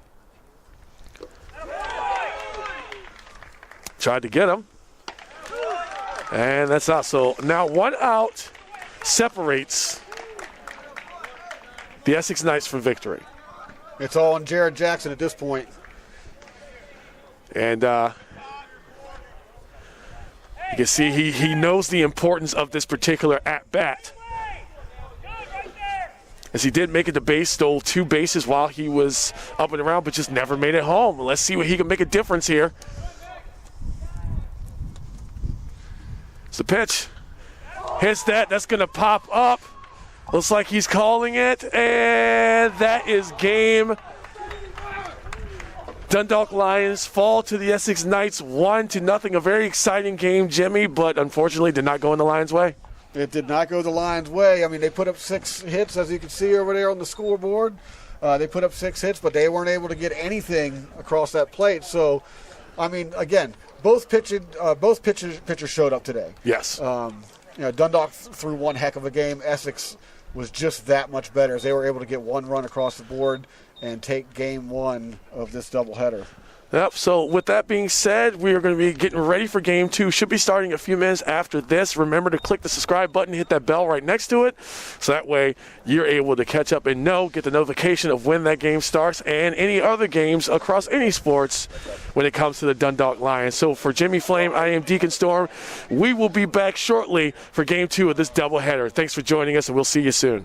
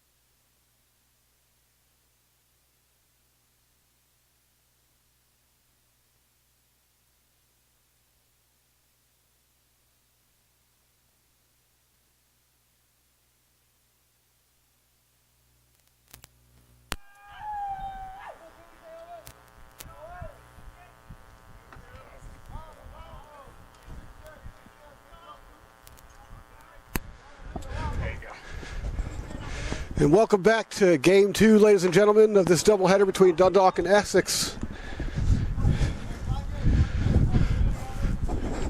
Waiting on my little stat sheet here so I can figure out who's playing. Who's on the bump today?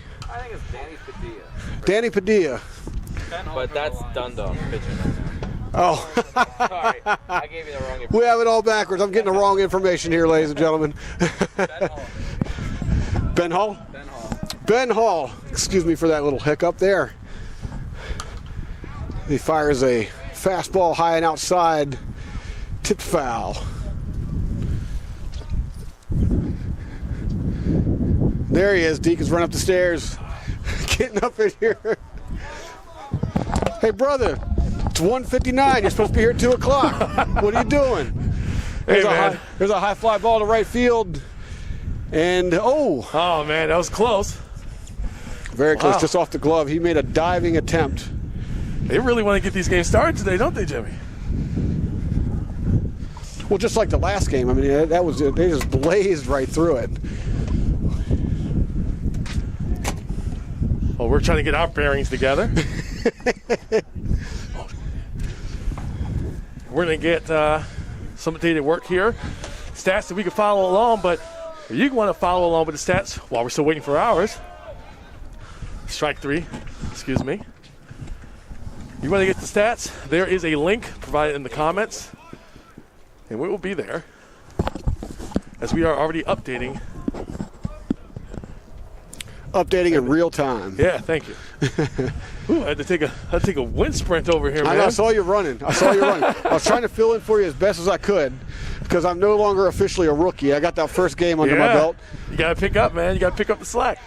Ooh, and that was a bunt attempt there, and he took it off of an area just below the stomach. That's what we'll say. Well, yeah, okay, that's a good. We've seen some of those below the stomach hits out here a few times on the Dundalk campus. As the sky looks like it cleared up a little bit, gave us some better weather, a little more light. This ball almost, man. That was a bad hop. That's just a bad hop right there. Second baseman tried to get that off the hop, but unfortunately it just did not go his way.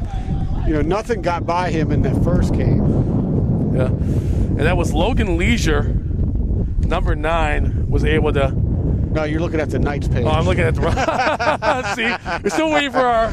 You remember the game that was one. Sean Sinclair. Excuse me. No. I'm just going to throw these. Give me your paper. I'm just going to throw these. That's Nick White, ladies and gentlemen. Thank you so much. Nick White out there. He was a brick wall in the first game. He just caught a bad hop there. That's all that was. But for all intents and purposes, we got a man on first. He's stealing. And slides, and he got him. He got him. Perfect. Tried to catch the man going up to second. Nick White with the out there. You know, he made a great play there. Just talking about him. We're probably going to be talking about him all day long. He's been very, very good.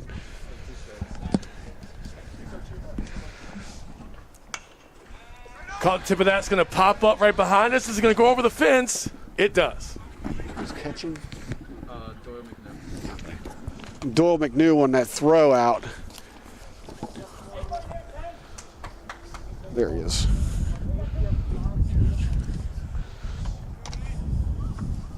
Almost got beamed by a foul ball on my way over here, too. Nice. That's how I knew I was late. Welcome back, Deacon. Yeah, thank you. That one's outside.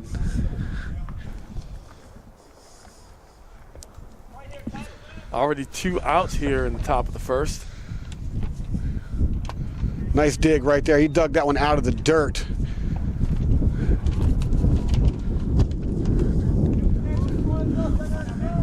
All right, now we already have an even count at 2-2 with those 2 outs on the board. Gets a piece of that. It's going to send that in between first and second. It's going to roll out. Hit them where they ain't. Hit them where they ain't. Hey, maybe they were listening to us last time. Well, we are right here on the field, in between both dugouts.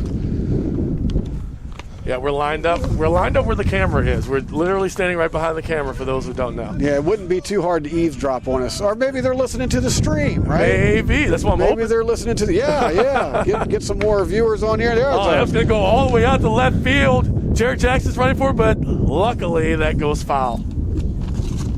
He definitely had a bead on it, but it was just a little bit too far. And the wind is still blowing. Yeah, it also hit the ground at a faster velocity than he was probably anticipating.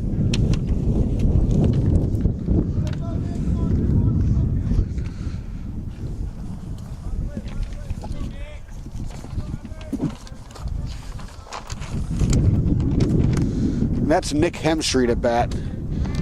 Oh, yeah, they were out there yelling at us all the time. Leesburg, Virginia. He digs that one out of the Ben Hall just dug that one out of the dirt. Now the count is a 1-1.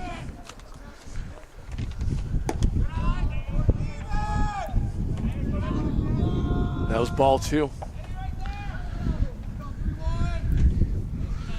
He's pitching him low, trying to get that ground ball for a double play. Let's see if it works out. Oh, that's going to go back out to left field. Jackson's running for it. It's going to go foul. Does he make it? No, he does not. He tried to dive for that. Excellent effort, though. Yes, yeah. Lots of hustle. Sometimes that's all you can ask for. And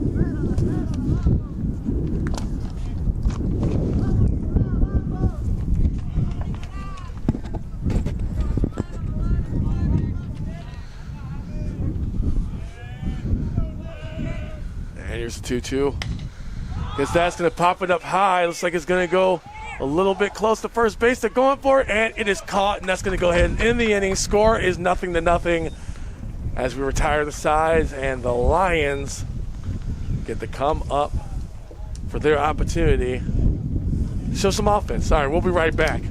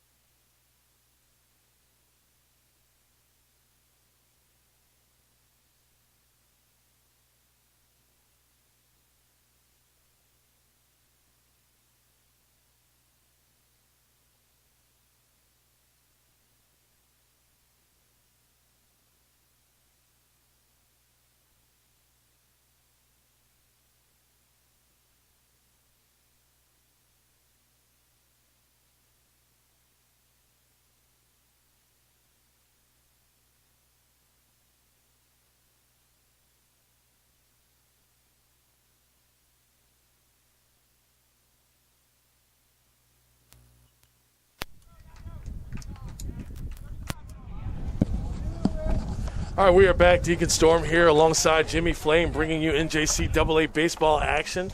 Game 2 of this doubleheader as the Dundalk Lions are taking on the Essex Knights. Danny Padilla taking the mound for Essex. He's a 6'1" right-hander.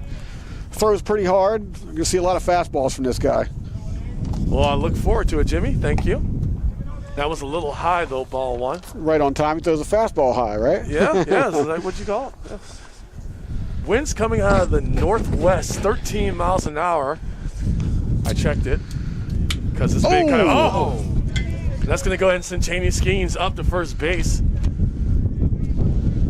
as he was first in the lineup today. And right behind him, Jared Jackson. Yeah, that one just got away from him. Hit him right on the shoulder. Free base. Dundalk's going to take it. That's right. Jared Jackson in the last game was able to steal two bases, but unfortunately, like he and about 3 others were stranded. 1. on base and were unable to cross home plate. It's a big swing there. Perhaps he's trying to take a 2-0 lead early. Yeah, I mean, that's pretty much what the Knights did. They were able to hold on to that 1-run lead the entire game last time.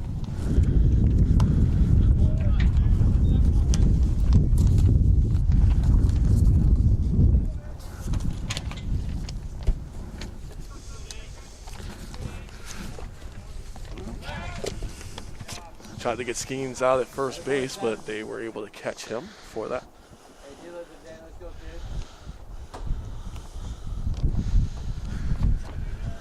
And Padilla with the 1-1. That was still a little bit higher than the strike zone, so that's going to be ball 2. That's just a great look in because, I mean, those high fastballs, they come in like that. They look so big. They look about the size of a beach ball, and it's really hard to lay off of them, but he did a good job doing just that. Tried to get Skeens again at first base. And, yeah, Jared Jackson, he's been having a really good day. He's had a lot of balls like that thrown at him that normally he would swing at, but he decided to lay off. He's been playing kind of conservative, and it's worked out for him. There's another one. Ball 3. I mean, because you want to react when you see something that fast coming towards you. Oh, yeah. I mean, like I said, especially with those high ones. Yes. They just look so tasty coming in. Second time today, huh? Second time. Hey, I'm going to keep saying, hey, I thought that's your thing. I thought you were taking it. No, you can have that. I'll say tasty. There you go. And Jared Jackson makes it to base, so it looks almost after this as if the Lions are kind of picking up from where they left off with the last game, those last 2 innings. Mm-hmm. They were able to get several people on base, several runners, but no one actually crossed home plate. So let's hope that changes in this game. And that's going to be Matt Fino at the plate, right? Yeah, he got 2 hits in the last game. Yeah. Struck out once. Let's see if he stays on the side of hitting. Strike 1. I mean, the Lions, once again, are in that good position they were in earlier in the first game. 2 men on base, no outs on the board. Let's see if they can do something with it. Got a piece of that, but that's going to go behind us to a foul. Hits that tin roof back there on the athletic complex behind us. Yeah, where I am known to call a basketball game or 2 in there. Would be happy, hopefully, that they come back, the Lions, for basketball this season. However, we still got baseball happening in front of us, and the 0-2 pitch also high for ball 1. Now, the Lions, as I reported earlier, it was 6 games, but now we're 1 down, so now they have to win the next 4 of 5 in order to make it to the postseason. And the strikeout from Matt Fino, excuse me. Rung him up. Yeah. Good pitch, went right down the middle, caught him looking, and now Doyle McNew is making his way to the plate.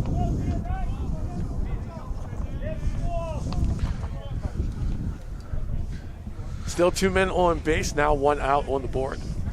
Here at the bottom of the first. Got a piece of it, and it goes behind him for a foul. Strike 1. Nice slider right there. And maybe it was a little bit of a late swing on that one as it just kind of tipped across the top of his bat. Oh, yeah.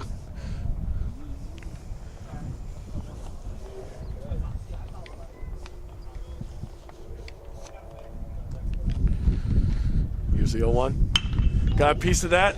Oh, that took a lucky bounce, goes over his head, and it looks like the Lions may be able to go on the board finally, and they do.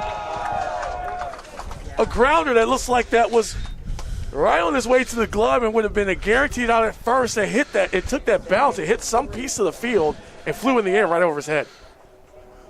Yeah, Cheney Skeens was hustling the whole way, so he was going to score. Yeah, regardless, he was going to cross home plate whether he got out or not. And he is able to do so. What a lucky bounce that ball took. Man, sometimes that's the breaks, though. I think he intentionally did that, actually. Well, good on him for that one. Good on McNew for that. Expert hitting right there. Yes, as he gets an RBI added to his stats. Jared Jackson is over on third base. And Jake Brack up to the plate. See if he can extend that lead a little bit. Here's the 0-1. Ooh. Oh, wild pitch is going to send Jerry Jackson home. And that's going to be 2 runs for the Lions coming up. Dundalk jumping up to this early lead, 2-0. It's like they're doing what they meant to do at the end of the last game. Mm-hmm. Jackson with some heads up running there. As soon as that ball came popping up off the ground, he was gone. Oh, yeah. And now we have McNew on second out there. Brack still on the plate, waiting to do something here. And there's going to be a little meeting of the minds out there on the mound, trying to figure out what could be done here. They're just trying to calm him down a little bit. He's been throwing a little high all day anyway, as it is. I was going to comment about that, but I wanted to see a few more pitches. But, the coach is out there just trying to calm him down a little bit, bring him back into the game. He's made a couple of mistakes there. It's cost him a few runs. Ones that, one was the bounce, no mistake by them. Yeah. Just, some expert hitting. And then the pass ball, of course. So they're just out there reining it in, bringing him back down. They want him to start throwing more, get back to throwing strikes and keep this lead that Dundalk has to 2-0. Right, and I was just going to say, that nobody could have predicted that bounce going the way it did. I don't think I've ever seen a ball just completely go about 12 feet in the air, just skipping on its own. Right. But it just, sometimes it just happens. Would we call that the Dundalk hop? I think that's what you called it. Dundalk hop. It did have a glove earlier. Yep. It does it right there. Dundalk hop. It's a pitch. And that's going to go foul out behind the dugout of the Essex Knights. Going to make that a 1-2 count. Just a little bit behind on that pitch. I mean, if he squares that one up, we might be getting another run here. Nice. And that would have made its way out there. That was a little close on the inside. It's going to be ball 2. Good eye on that, not swinging.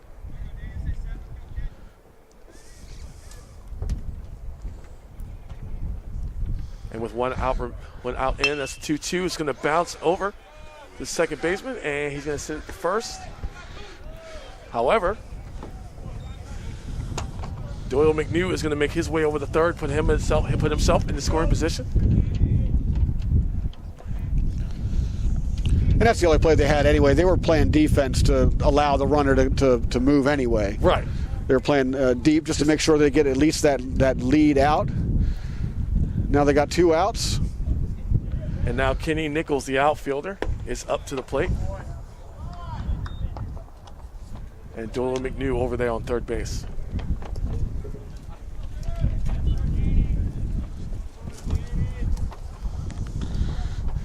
Here's a 1-0 pitch. Going to make that strike 1. Wind's kicking up pretty ferociously out here in the out here on the field, what I like to call the wind tunnel. Putting a little bit more zip on that fastball. Yeah. Here's a 1-1. Got a piece of it, but he's going to bounce that out over to first base, and that's going to retire the sides for the first inning. Score 2-0. Lions in the lead, which is a wonderful welcome change of pace. So myself, Jimmy Flame, will be right back with the top of the second inning.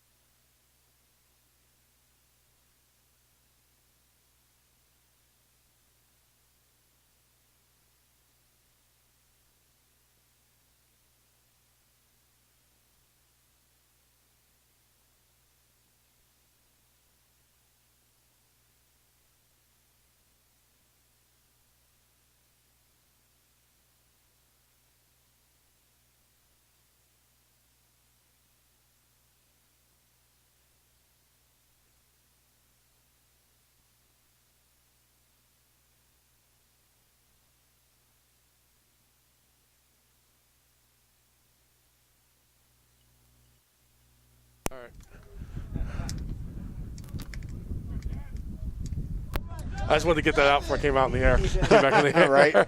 Deacon Storm, Jimmy Flane here with more NJCAA baseball action. The Lions. Back here singing. Hey, it was a good song. Right. Lions Knights here.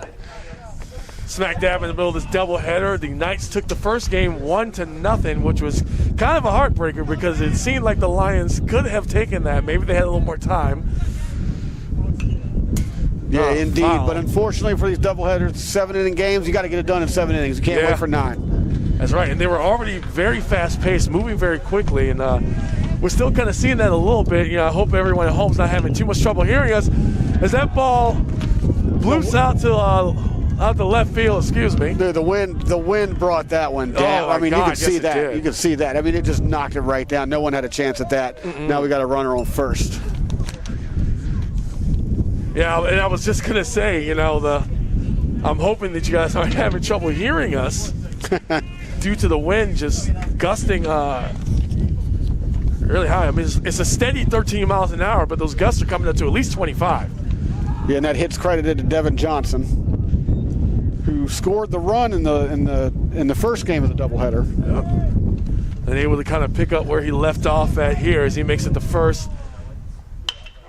Gets a piece of that, goes that way, it goes right through the third baseman's hands. That just eats him up. And now with no outs on the board, Essex has 2 men on base. That is not a good place to be, Jimmy. No, so Kendall Goodwin had a chance at that to turn a double play, but the ball just crept right between his legs, got by. That's a tough break right there.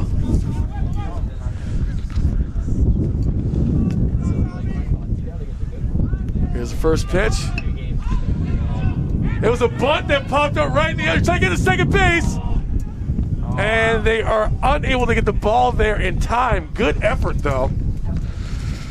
Great effort, but that throw was just way too high. He needs to get that throw down. That should be 2 right there. I can say, though, honestly, I don't see too many pop-up bunts. Yeah. That's something I'm terribly accustomed to, but especially right in front of the plate like that. I mean, the catcher just popped right up. It was right there. It was like a hey, here's a free out. Yeah. Here you go. Hand it to you. Oh, that one looked like it may have gotten away from him a little bit for ball 1.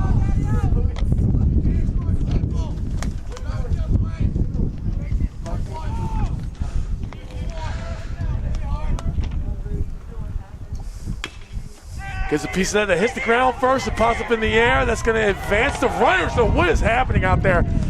Not able to keep their looks like they weren't able to keep a good eye on the ball. And it just got away from them. That's a tough bounce, though. I mean, like we said, I mean, this grass is a little bit tall. It's still probably a little bit wet out there. The ball's just dying. I mean, they're going to have to figure out a way to get to those balls a little bit faster than they have been. And now probably the worst case scenario, bases loaded with 1 out on the board. And I guess the only thing that would have been worse is they had no outs on the board, but they do have an opportunity to cause a double play and end this inning, but let's see how this goes. The 0-1 pitch. Ball 1. Wind's now blowing hard and steady, as it has been throughout this entire inning.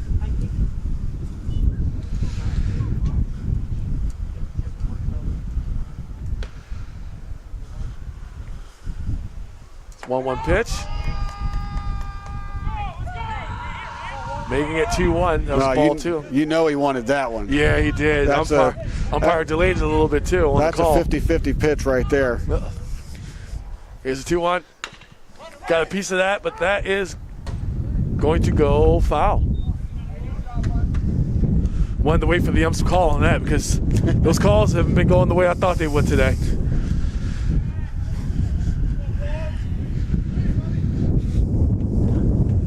Score 2-0. Lions in the lead currently. 2 balls, 2 strikes, 1 out here. Top of the second. Wow. Well, I mean that. Say what you will. Say what you will. I mean, from here, that looks didn't so look good. like what was called. That's all I'm gonna say. I'm more shocked that the batter didn't swing. Yeah, that too. And now they cause the walk, which is gonna walk the third base runner home. Knights still don't have a lead, but they are on the board. Score is 2-1. Those are the kind of runs that you don't want to give up. You don't want to be giving away freebies like that. Yeah. Even though Dundalk's still in the lead, those are tough pills to swallow. Right. And they close that deficit. 1 run, there's strike number 1.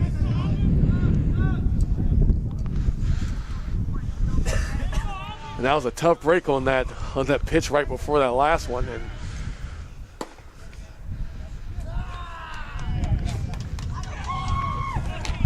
And he's challenging them for sure. He's throwing some heat right now. Yep, and it evened up that count. 1-1. Took a swing at it. It goes ahead of him. And unfortunately,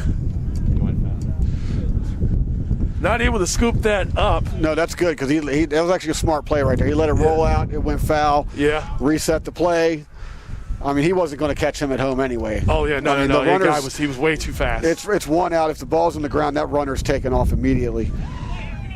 Oh, well, with it going to the left of the third baseline, as Jimmy said, that does count as a foul, so the count's still 1-2. Resets everybody. Let's see a challenge pitch here.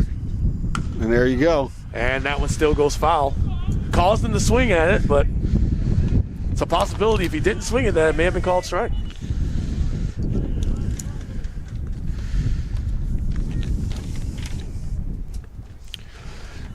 Yeah, but Corella took a hack at that, and that's about all he could do. He's fighting that pitch off all the way. And here is the 1-2.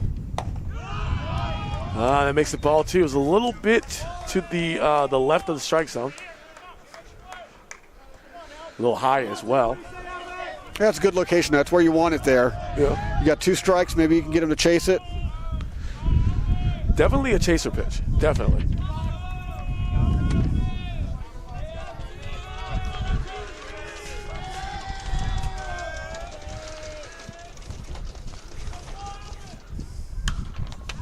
That was going to pop up, go behind us to the right. Hit the tin roof.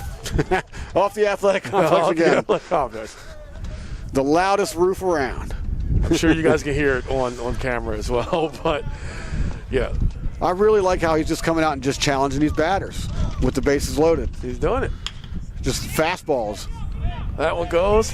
Second, unable to make the double play, and the score is going to count.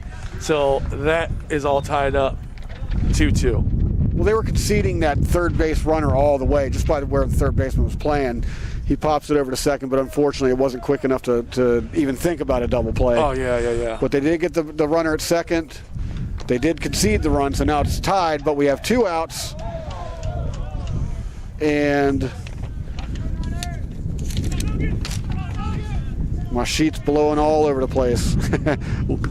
Logan Leisure's up. All right. Well, that first pitch, way outside. Catcher had to move a little bit to catch it, but at least it wasn't wild. Trying to get the runner out at first. He was able to get back.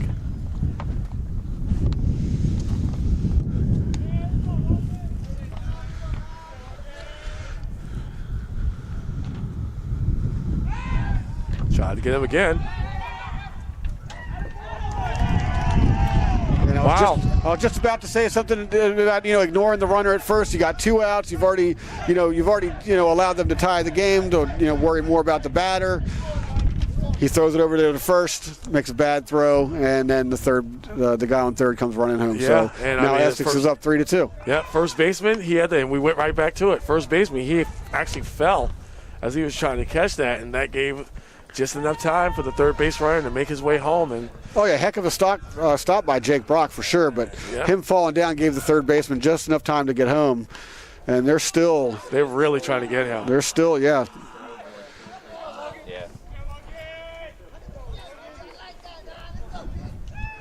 But the count is 2-0. No strikes out there yet, so got a piece of that, and that's going to become the first strike as it It lands somewhere. Yeah, it landed somewhere. Ah, there it is. There it is. Okay, rolled off the tin roof. Right by the tree. One of the trees. We have some beautiful trees out here on the Dundalk campus. Oh, yeah, I was going to say there's lots of really pretty trees out here. Got that, pops that all the way out to center field. Looks like he's going to try to get that, and he does, and that's going to end the inning. Score now 3-2 with the Knights in the lead, back where they left off at, 1 run ahead of the Lions. So we're going to go ahead and take that quick break as the side switch. Myself and Jimmy Flay, and we'll be right back.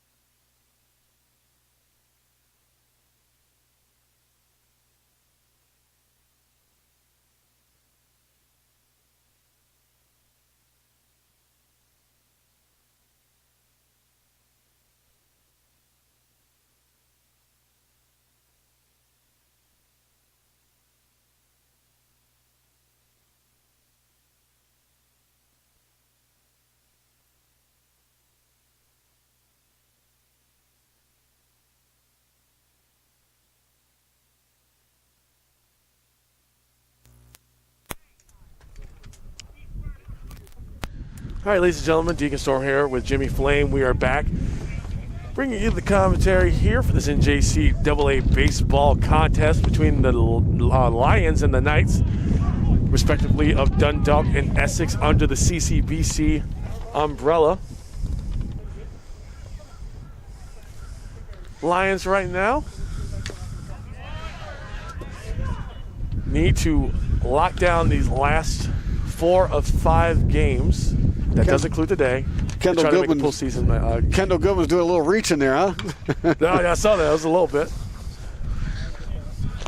Trying to get something happening there, try to retake that lead.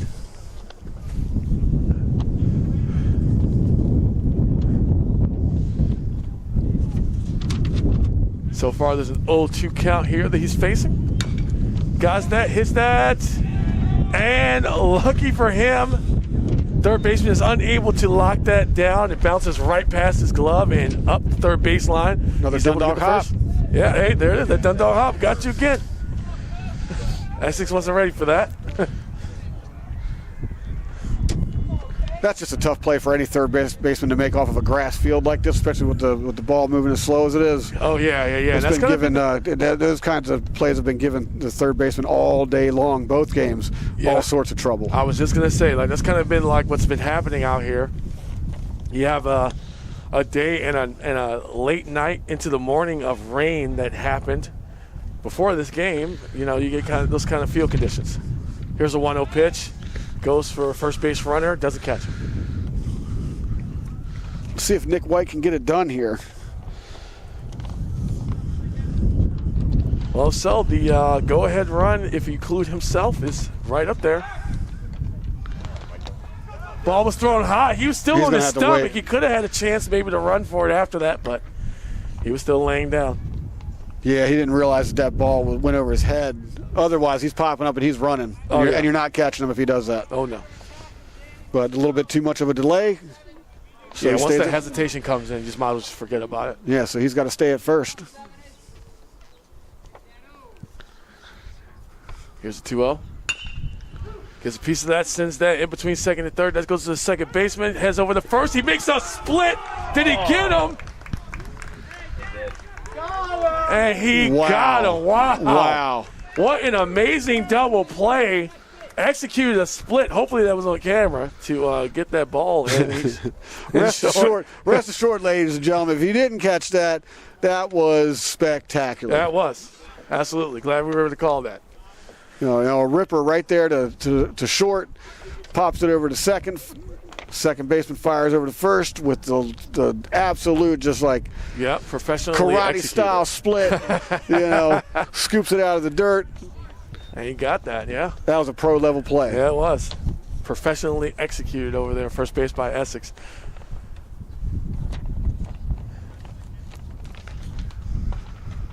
But now we have Kyle Hansel. He's up to the plate. See if he can make some magic happen, even though we just saw some. Unfortunately, it just wasn't for our side. Here's a 2-1 pitch. Ooh, off the end of the bat. Gets that out there, and of course that's going to signal the end of the the bottom of the second. Score is 3-2. Essex still in the lead, and we're going to take a quick break while the sides switch. Myself and Jimmy Flame will be right back.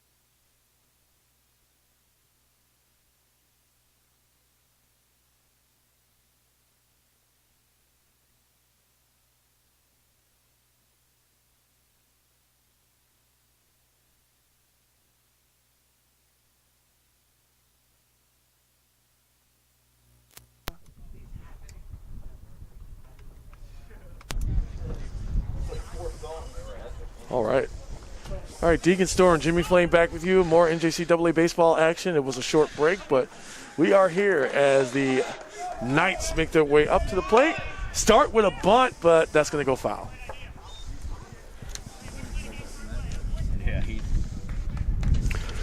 Yeah, Mitchell Haywood, they're trying to lay down the bunt there. Maybe, perhaps catching Dundalk or trying to catch Dundalk off guard. Yeah, I mean, that was kind of an unexpected move just to start out the top of the third here. Ooh. Called the ball, but it looked like it was right in the strike zone. It was a little low and outside. A little low and outside. There you go. Just a little bit, though. Yeah, just a bit. All right, that gets bounced in between first and second. Gobbles him up. And unfortunately, he's not able to grab and control that ball in time. Yeah, that ball just dribbled out there and then hit one of them little lumps out there in the field. Yeah, right into his chest. Right into his chest. That's about the same spot that hop went for in Dundalk's favor earlier. So the ball was hit much harder. Yeah, there must be like a hill or something, like an ant hill or something, kind of just hanging out. Find out who those ants are working for. Yeah. I don't think they've decided yet. Well, yeah, with the way the ball's been bouncing today. Yeah, it's just kind of doing what it wants who there. Knows, yeah. Ball one.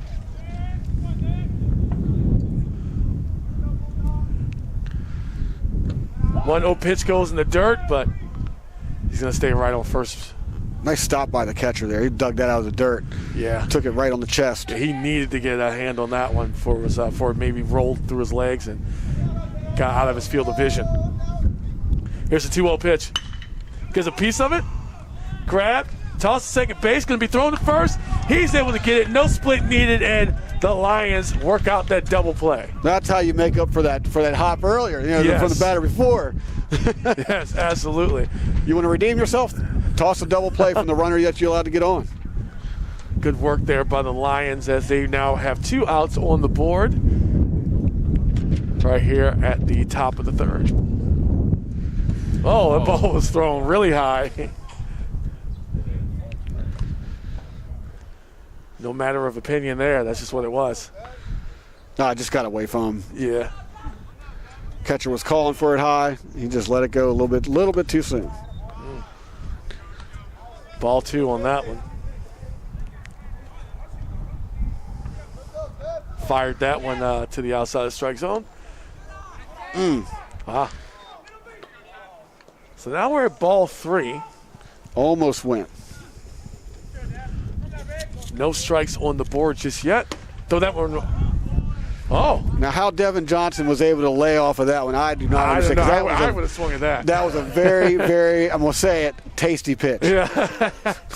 Jimmy Flame, day 1, already got the catchphrase down. I love it. So they got tasty pitches. I haven't seen a delicious one yet, but I've seen a lot of tasty ones. I'll leave that one to me. I'll let you know. Oh, there you go. There you go.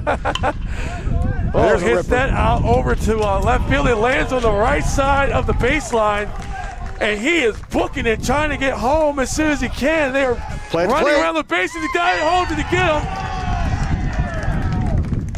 And unfortunately, he did not. Was not able to grab the ball.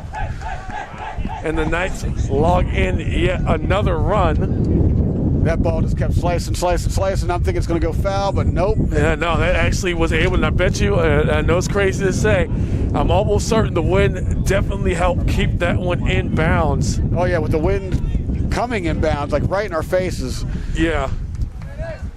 No doubt about that. All right, so now they have a man on third. Still 2 outs, and did he get him? Wow. Oh, he's safe. Wow. Ball was thrown kind of high. Catcher had to jump to catch it. Tried to basically lay out on the reach there. Unfortunately, was not able to get down in time. What a gutsy call, though. Stealing home? Yeah. Come on. Wow. Wow. The Knights are ready to play right now. I was not expecting that. That caught me off guard. I'm usually on top of this stuff. I'm like, he's running. I'm like, there's no way he's running. I couldn't even say anything because I was speechless. I was like, there's no way he's running. And he did. And he made it there. And now the score is 5-2. Knights are in the lead. 1 ball, 1 strike. This inning, things have kind of gotten out of hand a little bit. Here's the 1-1. His stat is going to go out towards center left, and they're running forward, and he misses it. He's going to keep running around to get to second base, and he does turn that into a double. Now, I don't know how you feel about this, Jimmy, but I think this may be a situation where the Lions may want to take a second and just look over their options right now. Yeah, Essex is definitely running on all cylinders right now, and it might behoove them to just take a second, but we'll see. I mean, this game's just chugging right along. The pitcher's up there. He's ready to start firing right back in. You got to respect that. Right.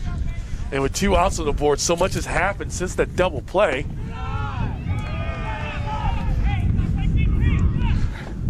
Yeah, you almost forget that the double play even happened. Right. That was a great play. And then, all of a sudden the wheels start falling off.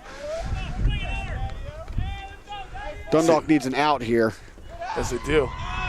And instead, they have a stolen third base. I was just about to say, not to state the obvious or anything like that. They need an out, and then, runner advances to third. Yep. So now with the runner in scoring position for the Essex Knights, they still have a man up there. And there's still 2 outs on the board. Hits that over the third. Tries to get that to first in time. What a snatch. And what he a snatch. Makes it. Wow, that saved a lot of heartache and extended this lead even more for the Knights. Score still 5-2. We're going to get to the bottom of the third. Deacon Store and Jimmy Flame. We'll be right back with more action.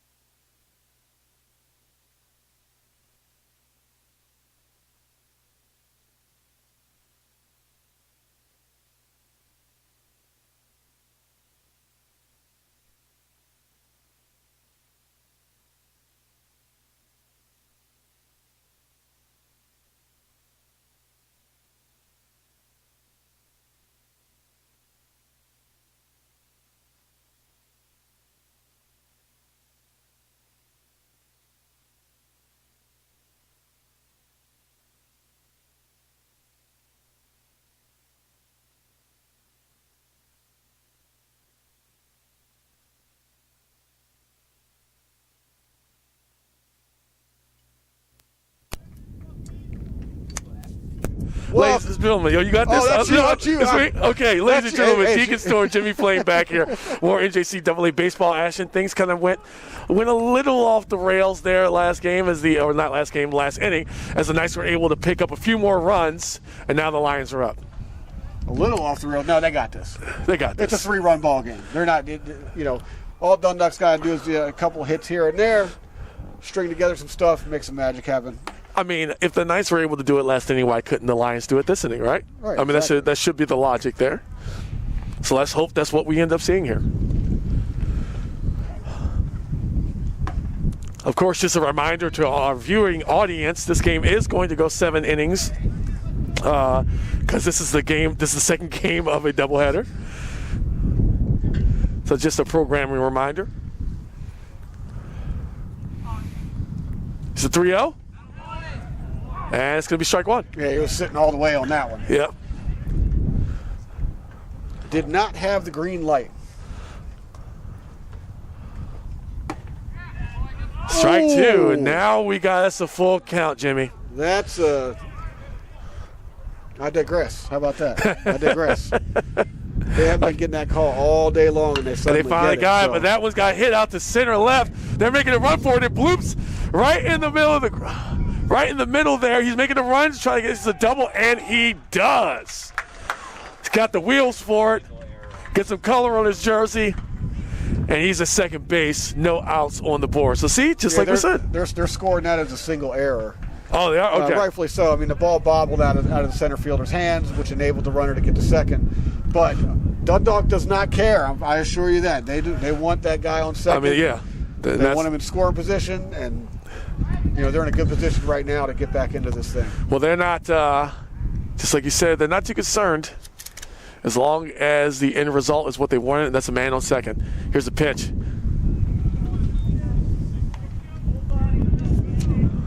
Ball one.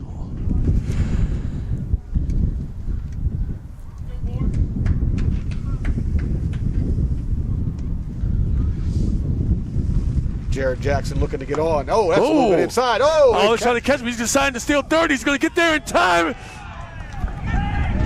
All right. Wait. Clear the benches. Well, hold on a second. We got us a little bit of a kerfuffle here.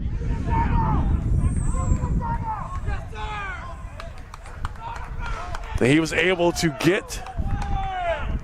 Umpires are on top of that. They've sent everyone back to the dugout. Yeah, they split that up before he turned to anything more than just a couple of words being exchanged.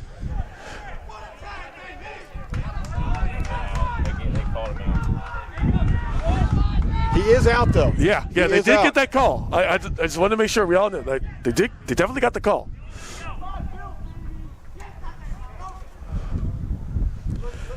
And it looks like the conference over here. Yeah, we're gonna have a little discussion here between the coach and the umpire. It's going to appear that the third baseman laid on top of the runner, maybe a little bit too long. Yeah, like maybe 2 seconds too long. Like at first, it looked like a fumble recovery. It looked like they were fighting over the ball.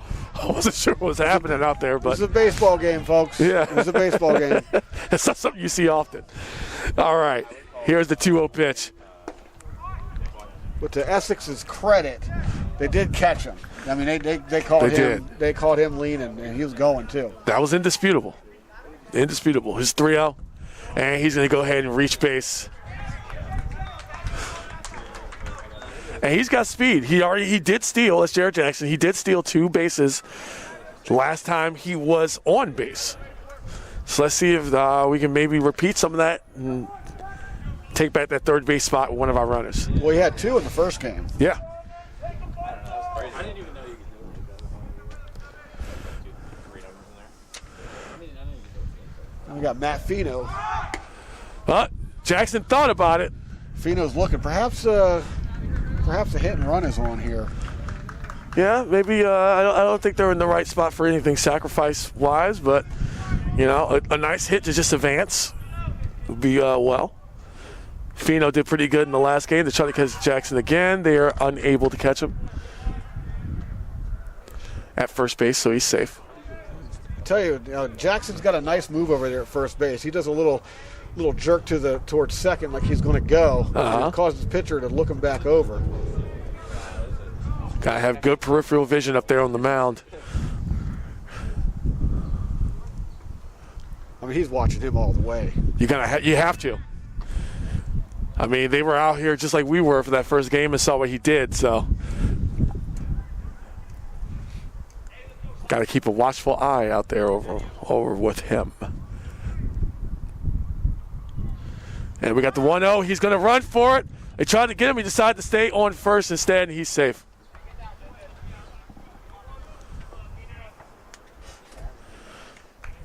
And now we're at a 1-1 count.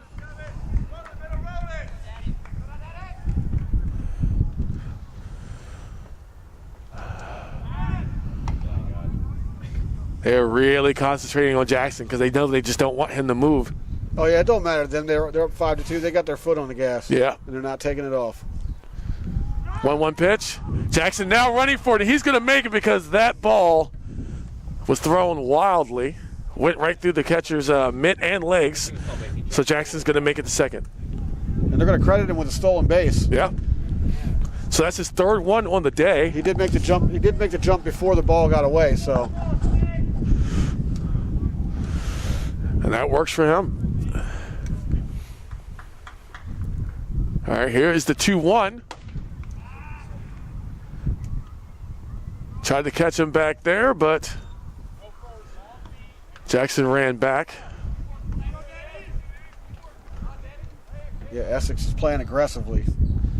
They're not going to forget about him just because he's on second. That's right. They just showed that. And they know that. And they know their aggressiveness is what got them the lead at this point. After the Lions showed their aggressiveness at the beginning.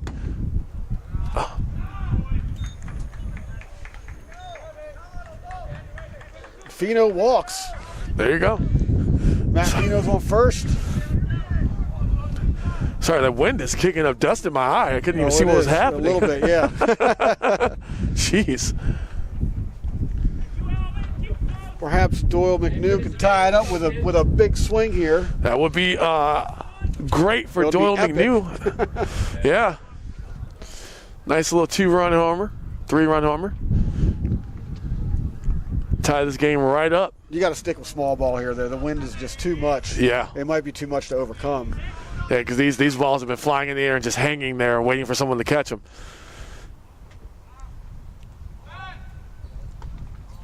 Tried to get him. I saw that little shift that they did on the way. Fake him out a little bit, but he was still able to get back to second. Got a little mound visit here. They're just, trying to calm him down. Yep. There's nobody out there throwing. Okay. Oh, it's they're in a decent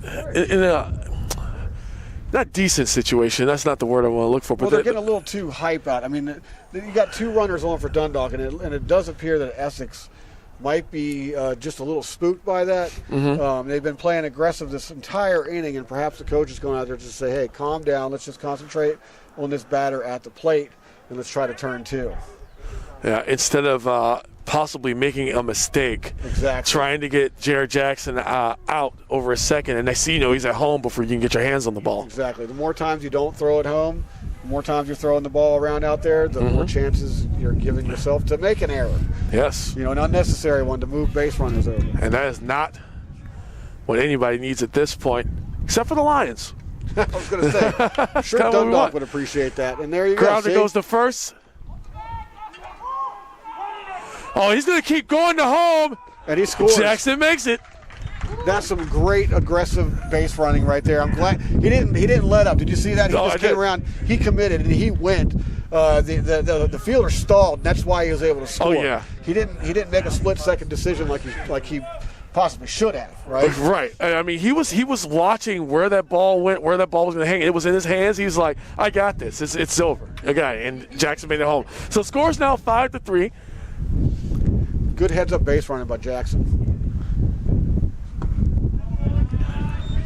And you almost feel like the wheels are starting to fall off at Essex as well. They got that. They got that screwdriver. They got that monkey wrench. Yeah. They're putting them wheels back on to see what they can do here.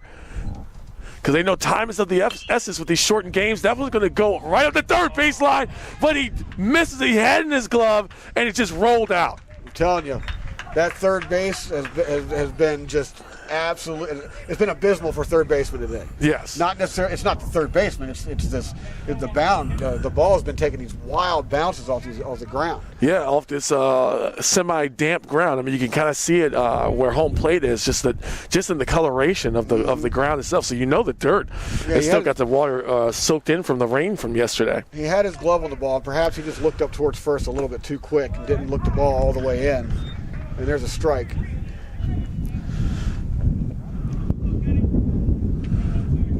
And right now, you actually do have the go-ahead run at the plate. Take a swing at it. Ball was too low. Strike 2. So still 2 outs up there, so hopefully we're able to do something here as we have 2 men on base. Could at least tie the game up here. Guys, a piece of it says that out. It's on the left of the line. They're going to send one man home at the least, and they're working on the second man. Now the ball's there, and it goes past home plate, and we're going to tie this game up. Excellent piece of hitting right there. Excellent piece of hitting. And the Lions are able to rally here in the third, tie that game up, scoring 3 runs with 2 outs on the board. And that's the kind of thing that the Lions have needed, honestly, all season to do. Kenny Nichols came through big time right there. He just saw that ball all the way through from the pitcher's hands all the way down, made a last-second decision like you should, pushed the ball the other way, right down the line, and the aggressive base running really paid off as well because now we're tied 5-5. And that is what makes an amazing baseball game. Here we go. That ball is going to go foul and hit the tin roof. I heard it. I wasn't sure where it went. You heard it. You didn't see it. You just heard it. There it is. When in doubt, just listen. Yeah. It's off the athletic complex roof. Love it. 0-1 pitch. Takes a swing at that one again. That's going to be strike 2. Oh, he pulled a string on that ball. Yeah, it didn't even. It looked like a fastball coming out of his hand, and it broke right there at the last second. And here's the 0-2. That was a little close on the inside, so it's going to be a ball. Tried that same pitch, but it came inside this time. So he's working the plate. He's going left, right. Perhaps Dundalk can pick up a little pattern here. Yeah, creating some differences here. Got that. That's going to go out to left field, and it is caught. Nice fielding out there on left field, and we are going to go ahead and take that break as the inning is going to end and the sides are going to switch. 5-5 is your score. Stick around with us. We will be right back with more action.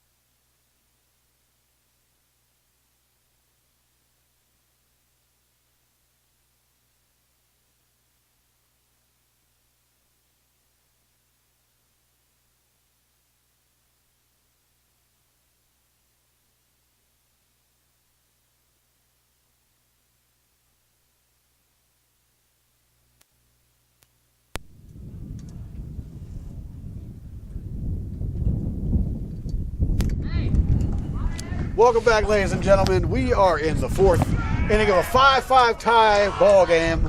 Dundalk able to tie this game, and that's a ball on the outside. And that was a beautiful inning. A lot of like you said during the break, just aggressive base running. Yeah, it was the base running that did it. I mean, there was some good hitting in there too, but Dundalk didn't relent on the base running. They were really aggressive, and it paid off for them in dividends.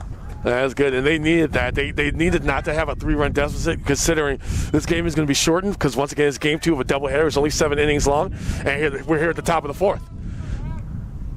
So they couldn't afford to waste that time. That's going to be strike one. So we got a 2-1 count right now.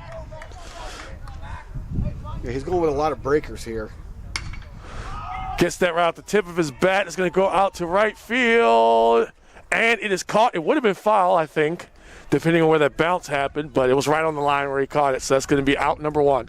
The wind probably would have caught it about an inch from the ground and pushed it foul. Yeah. Very true. It just makes more sense, and it's a lot better just to catch it. Right. I want to remember that one, too. It makes more sense, and it's a lot better to catch it. That's right. Some life wisdom right there. First pitch, that one was kind of in the dirt. No one on base, so it doesn't matter. It's going to be ball one.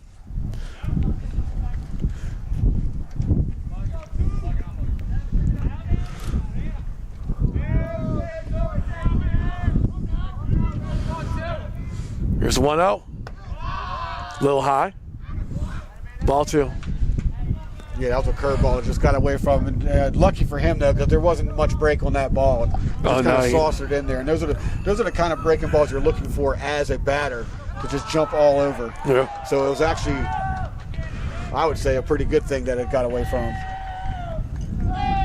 With that being said, that last pitch was ball number 3, so it's a 3-0 count. Here's that pitch. And walked. I'm going to send him right on base. So they have a man on base and one out on the board, Jimmy.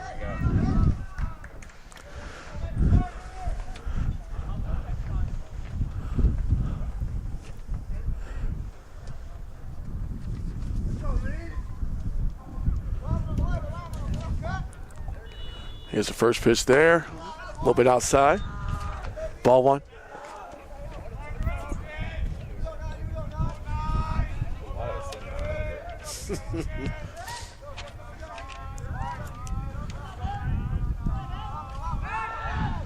Time to catch him over there on first base. He was only a couple steps away. He kind of just walked back when he saw the ball was thrown there. He just pushed him back over to first. Yeah. Logan Leisure's at the plate right now.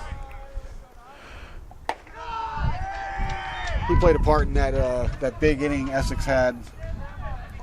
Right when they were able to score, I think it was 3 in one inning when they were able to get that. So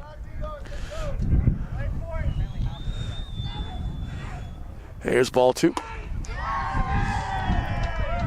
It makes it ball 3. He's pitching that high. Pitch. Yeah. It looks like Essex has calmed down a little bit. They're not being quite as aggressive as they were earlier. Yeah, because earlier they kind of led to some things not going their way. They were letting it fly earlier. Now they're just kind of sitting back and letting it happen. They're just sitting back. They're like, throw me a strike. We're not going to swing until you throw me a strike. Yeah.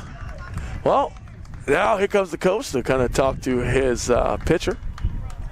I didn't see anybody in the bullpen, so they're probably out here just talking. Yeah. They just want to calm down a little bit, bring that ball down. Well, I think that's actually really good advice for both teams because, the aggressiveness happened, and then the situation on third with the third baseman laying on the runner, and what could have been a disastrous fight breaking out. Luckily, it was quelled very quickly. Well, the umpires were on top. They just told everybody back to the dugout right now. Like, don't even look at them. Yeah, that is for sure. I mean, it could have been a lot worse, but cooler heads prevailed. Yeah, but I do think that was kind of the catalyst and the anger of the aggressiveness that Dundalk needed to tie this game up. Now it looks like both sides have kind of chilled out a little bit, and we're going to see how this goes. Here's the first pitch.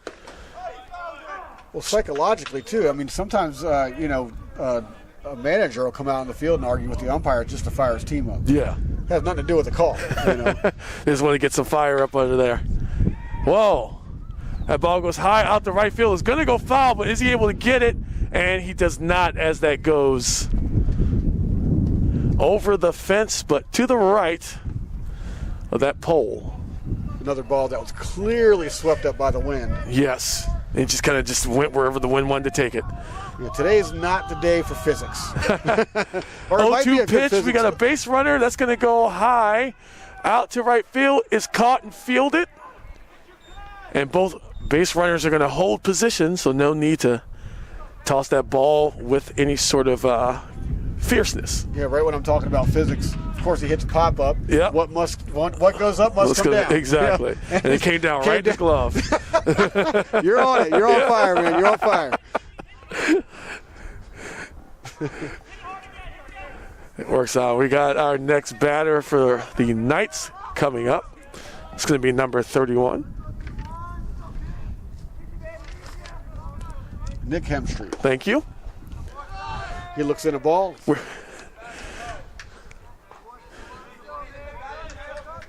Fans, we have one more home game after this one for the Lions. I know I will be in attendance. Jimmy, you may or may not be. I don't know. One more home game in general, right? Yeah, one more home game in general. Gotcha. The rest are away games. Big swing, strike one. And, of course, out of the 5 games total, this is counting as one. Out of this and the remaining 4 games, Dundalk, has to win 4 of those to be considered for the postseason. Big swing, strike 2. Took something off that one. Yeah. That's another one of those pitches that looks like a fastball coming in off the hand, and then it just slows up on you. Yeah.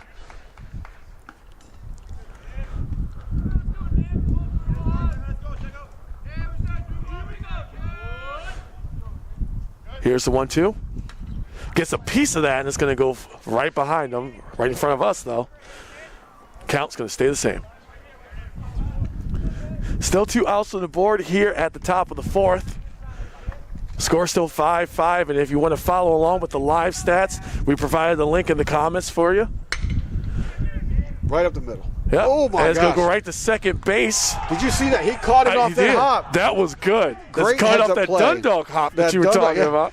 Great heads-up play by the second baseman. And that was good stuff there. So score remains the same, 5-5. Lions are coming up. We're going to take that quick break. Myself, Jimmy Flame. We'll be right back.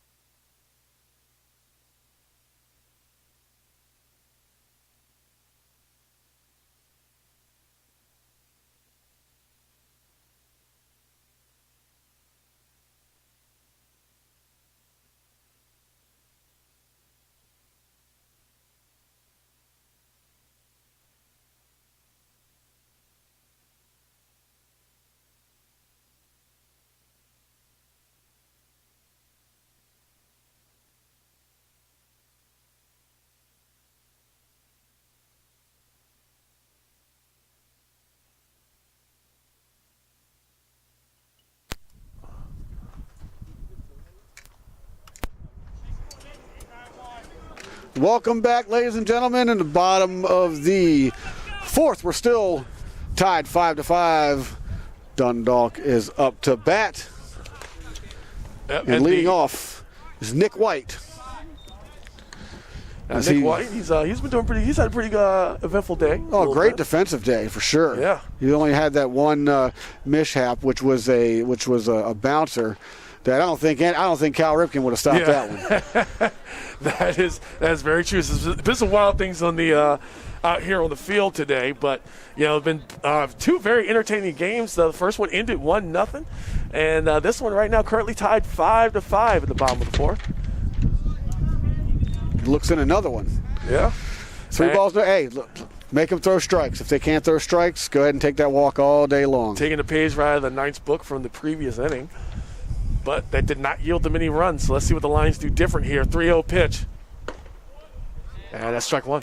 Yeah, he's looking all the way. That was just a strike right down the middle. I think everybody on the planet knew he was looking, so he just went ahead and fired one right in there. Oh, yeah. And Essex seems to already be warming up someone in the bullpen. That one crosses his back right across the number, slides off him a little bit, but hey, no pain, no gain. He does gain, though. It's either ball 4 or it hits him, so he decided to stay in here and stick with it. He gets on base anyway. There it is. I said no pain, no gain, but it was some pain, some gain. Right. He gets to first base. Some pain, some gain. Love it. That brings Kyle Hansel to the plate. At number 13, sometimes an outfielder. Going to take a crack at this one. No outs on the board. One man on base. Oh my goodness, that was almost very. Oh, he did. He did actually. He caught him. He caught him right there in the shirt. Oh. I'm actually surprised he hasn't hit more batters in this game, because when this pitcher was warming up earlier, he was throwing a lot of stuff on that inside corner right there, and it was coming inside pretty good. I mean, he seemed to have it under control for the first 3.5 innings, but now he's starting to lose it a little bit. He's put 2 men on base, both consecutively hitting 2 batters. So they're definitely having a meeting right now. They're like, what's going on out here? That's all they're talking about is what's going on. And this kind of behavior, if you want to call it that, this we're already crossed the halfway point of this shortened game, because like I've told everyone already, we are only going to 7 innings and we're at the bottom of the 4th. So we're at that halfway point, and right now the 5-5 game, this is not the time to do that. Oh, no, for sure. If at any time, it's never a good time to hit batters. Yeah, very true. Especially deep into a game, into a tie ball game. You're trying to keep the momentum. You're trying to, at least maintain a tie to give your team a chance. But, he puts the first 2 men on board. All right. Strike 1. And no outs. That's the barrel that you're staring down right now, is the fact you have 2 men on base with no outs. I'm surprised we didn't see him square up the bunt here. Oh. Well, that was something we witnessed in the last game, and it necessarily at the end did not work out for the Lions. So, yeah, it appears they're looking to swing away. It's 2 strikes anyway, so he's got to swing now. Yep. Can't risk doing the bunt, that ball going up or low. And here is the 0-2 pitch. He did take a swing at it, but that's going to go foul right over the dugout of the Essex Knights. That was a good defensive swing right there. Yes. That's really all he was doing right there, was trying to fight that ball off to get another pitch, to get, he's looking for a pitch, but he's also defending the plate at the same time. Oh, that definitely did the job that was intended, as he's still alive. And here's the 0-2 pitch again. That was on the inside like we talked about. It's low though, and kept in control, kept in the area by the catcher. No one advanced on the bases. Yeah, he thought about it. You saw him flinch a little bit. He thought about it, because that ball looked really good coming in, but then it broke on the inside towards him. Almost hit him. Yeah, I actually thought this would happen for a second. Here we are with the 1-2. Got that. It's going to pop up out in the direction of right. See if they're able to get it. And they did. Base runners stay in place. And that's going to bring up Jerry Jackson. Now, that's the guy that you're going to have to worry about being on base. Yeah, well, no such thing as a routine fly out today. Yeah. I mean, the wind took that one, too, and you could see that everyone was having trouble tracking that one. Even I had a little bit of trouble tracking that one. And it's really hard, especially when you have 3 guys out there that are looking at it, and there still has to be that one person that catches it, or no one does. Mm-hmm. And that's something I've also witnessed before, and it's not pretty. So Jared Jackson, 3 steals on the day between the 2 games. Yeah, possibly looking to add more. I feel like I can guarantee that. If he has 2 men in front of him, so it may not be as easy as it normally is. But right. Well, everyone's got to be on the same page here. You got runner ahead of you, first and second. Oh yeah. 1 out. You don't want to walk yourself into any kind of double plays or any inning-ending plays. Sorry, I got a little tongue-tied there. No, that's all right. There was a lot of ends in that sentence. Right? I totally get it. Let's talk about the peanut butter earlier. Peanut butter in your pocket, something like that. Say that about 10 times. Wow, that was close. Oh, yeah. Pitcher fires over the first. Oh, that's funny. Right when I say it's close, not even close. No, trust me, it was close. Yeah. Pitcher fires over the first, and The runner barely gets back. Little bit of jaw jacking with some inaccurate commentary coming out of the Lions dugout, but that's all right. We got you covered here. Whatever it takes to keep their heads in the game. That was a big swing. That was a big swing by Jackson. Just an error though. He's reaching a little bit, but yeah, the spirit was there. He was going for it. That's for sure. Yeah, that's all that matters. He wants to get that thing out to outfield. Maybe get. There you go, but that's going to go ahead and pop up, and that's going to go behind us. Off the tree. Yeah. Off one of the. Hey, there it is, right there. Yeah. Right there in front of the bathrooms. Facilities provided by this wonderful facility. Here's a 1-2. That also goes foul. Did you see the movement on that pitch? I did. Wow. I did. I mean, that was more rhetorical to see. Yeah. Like, wow. I mean, there was a lot of movement on that curve. I mean, it's still coming in kind of like a flying saucer a little bit. You want it to break a little sharper than that, but still, I mean, off the hands, if you're not seeing something like that all day, I mean, that could surprise you, and it certainly surprised. Trying to confuse Jared Jackson, and it does what's intended, as Jared Jackson is struck out. He follows up with a fastball, just a high fastball. I mean, you see this. You start off with a curveball like that. It looks pretty good, right? It looks very hittable, and then you come high with just a fastball. That's funny, redundancy. Fastball, and it can really mess up a batter, and Jackson paid the price for that one. Yep. There's nothing really he could do there as strike one is thrown. And that is Matt Fino that is up to the plate. That was also on the inside, pretty close. Mm-hmm. Make it a 1-1 count. He's trying to work more breaking stuff into these hitters.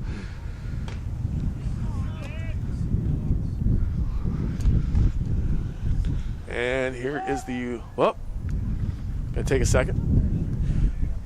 Still got 2 men on base here, 2 outs. Bottom of the 4th, game more than halfway over, I should say, depending on whether or not another team scores. As the wind kicks up even harder as I'm saying that. Now we're getting some dust. Yeah, right in my eyes. Back up a little bit here. I suppose one of the good things about wearing masks is the dust factor. It's not so bad. See, you got glasses on though, Jimmy. That's where I'm failing. I'm fighting a lot of battles right now. Here's the 2-1 pitch. That was hit out to center left, falls on the ground, and that looks like that's going to go. Dundalk takes the lead. That's going to bring in the go-ahead run.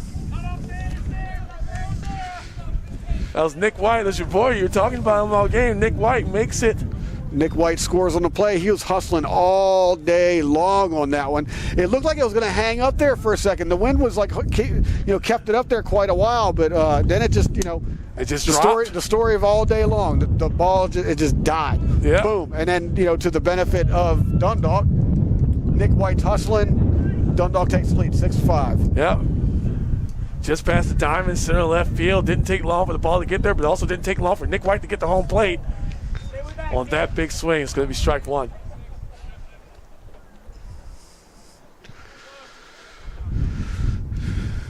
We got a righty and lefty matchup here. And that always yields some good results. Here's the 0-1 pitch. He got a good piece of that, but it looks like it's hung up there like you've been saying. And that's going to be the 3rd out as the 4th inning ends. Score 6-5. Lions are going to be in the lead. And we're going to retire the sides as the Knights make it back up to home plate for their chance at some offense. Deacon Store, Jimmy Flame, we're going to be right back with you with more action.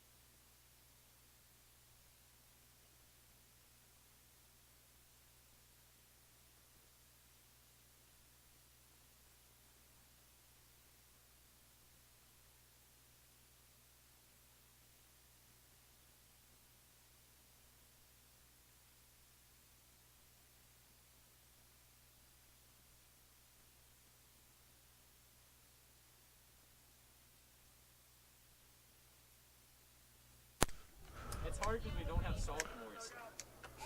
They call it over in Essex. Yeah, because everyone's a freshman still. Because this year doesn't. Welcome back, ladies and gentlemen. It's the bottom of the 5th. Dundalk with the lead 6-5 over Essex. What an exciting inning that was. They really grinded to get that last run, Jim. They did a lot of hustling, some good hitting there. It's just, everything that you want to see in a ball club, and Dundalk really came through in that inning.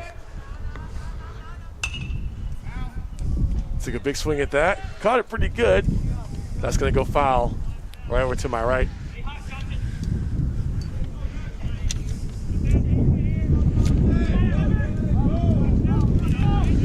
Here's a 1-1 pitch. Caught a piece of that one again, but that's going to go to almost the same exact place. I think he actually hit that to center field, but the wind blew it back here. That's how strong it is. I mean, I gotta buckle down here just to stay standing. 1-2 pitch also goes foul, this time over to the Lions dugout.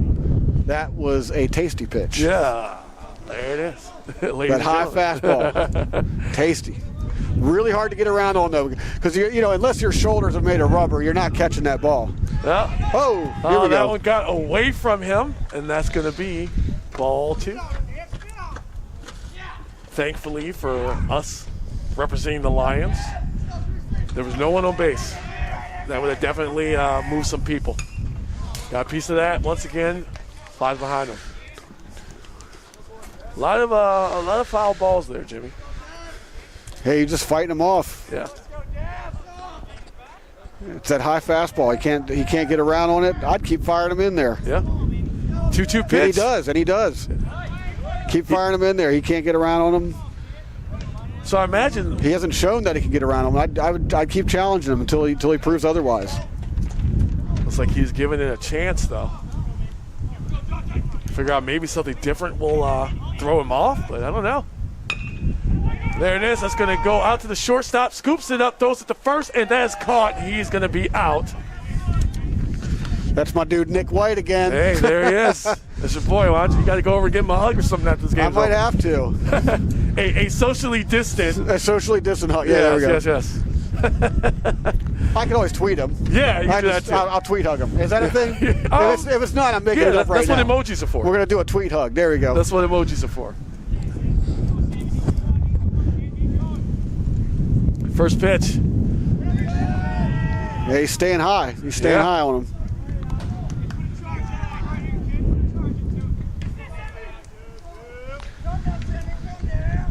Let's see if he throws another high fastball right here. And he does. Yeah. And does not get the call. They waited on that one. Yeah, he doesn't get the call, but he's right there. I mean, he's challenging him. That high fastball is a challenge pitch. Just a little bit lower. He would have been in there. Here's the 2-0 pitch now. That's what we were looking for. Strike one. It seemed to have broke at the last second. Yeah, it had a little bit of that cut slider effect. That one didn't foul, so now we have a 3-1.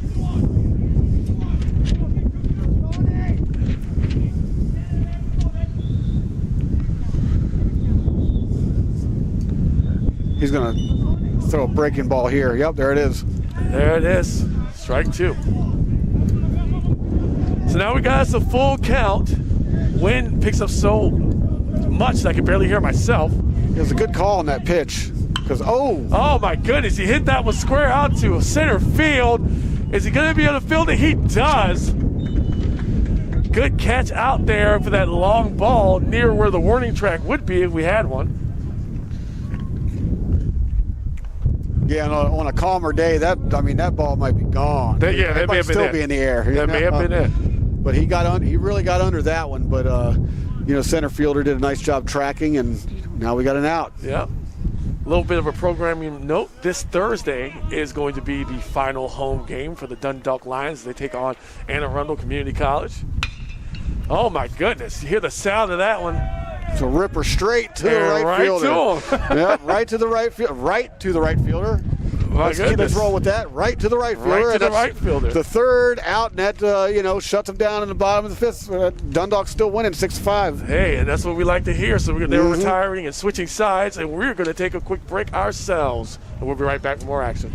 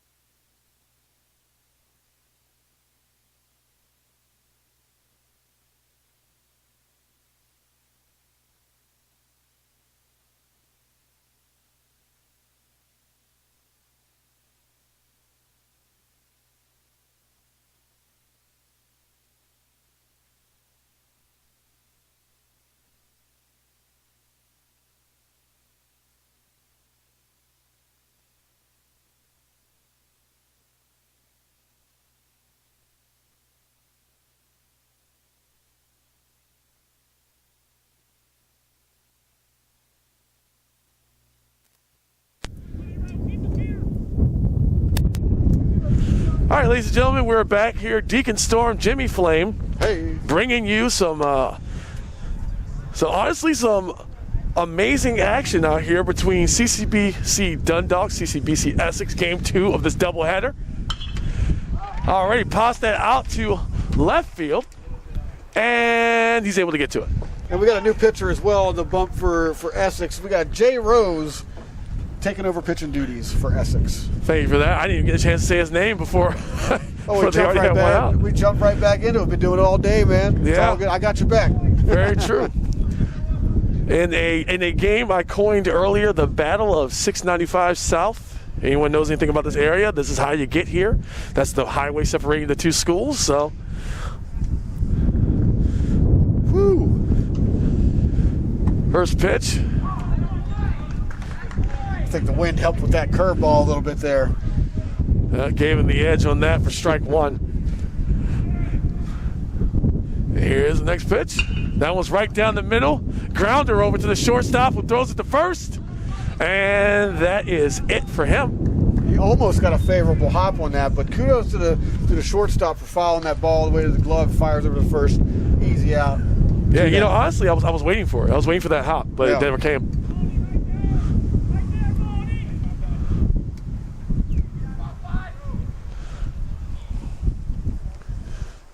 Interesting route to come back to the dugout there. Yeah, right. So we got Sean Sinclair. He had to duck to get out of the way of that one.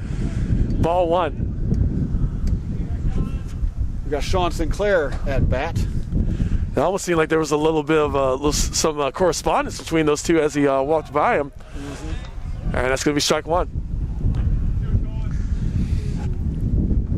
Probably saying something to the effect of, see the ball, hit the ball. Yeah. Oh, that time he did not duck far enough, and it bounced right off of his back.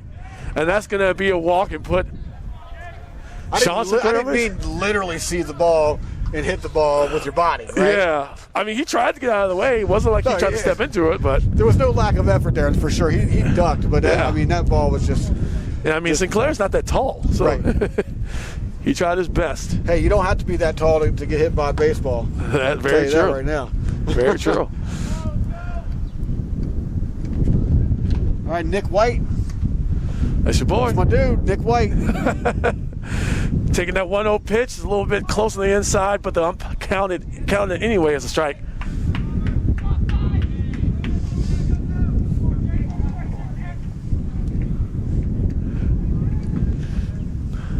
Here's the 1-1. That's also really, on the inside, but that time was counted as a ball. Inside, yeah.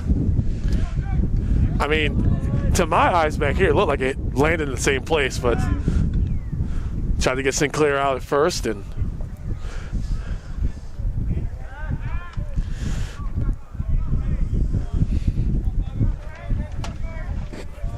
no dice there.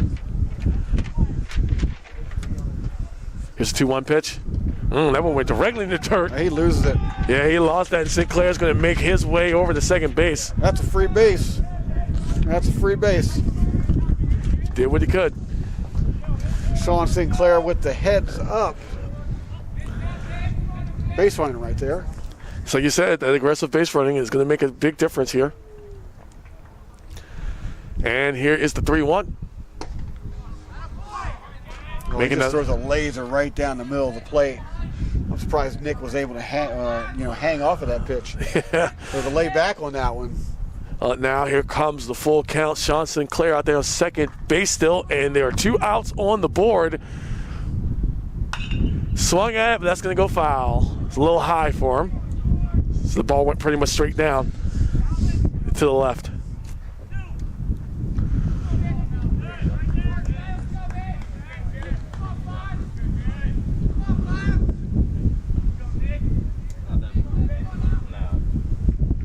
And here's the 3-2.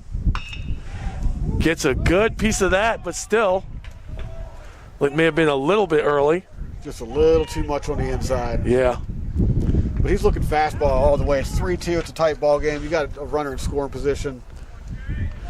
Yeah, and only doesn't want to walk. The pitcher does not want to walk him. And turn this into a debacle. 1 run separates the 2 teams. It's a 3-2 pitch again. That one pops up.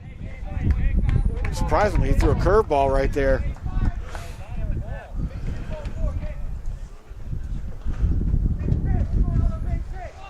Ball lands far behind us. It actually went pretty high, and I think the wind carried it the rest of the way.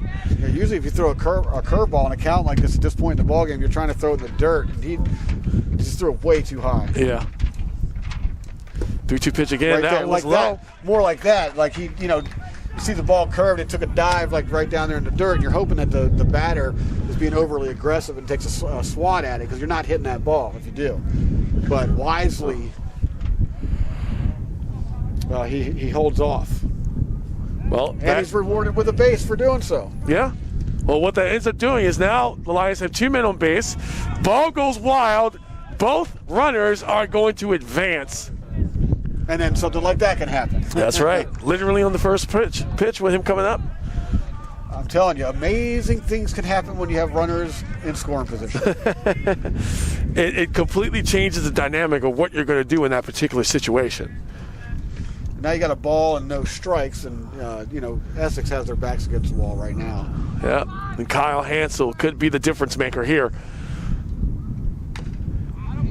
Swings at it, makes contact, but it goes foul.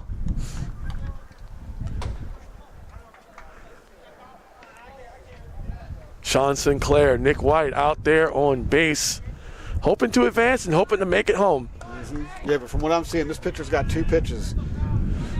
A curveball and a fastball. And he just threw the fastball right there. That was one of them. and he's leaving his curveball up and he's giving it too much height. Mm-hmm. Those look like beach balls coming in. Well, Hansel has the opportunity to possibly, if it keeps going this way, knock one of those all the way out, one of those beach balls all the way out to Ocean City. All the way to Ocean City, right? Ocean City. And here's the 2-1. And if that were the case, we could say, well, we were here in person, we saw it. Yes, yeah. It's always good to be here. We'll be glad when you fans can come back and join us once things get a little safer.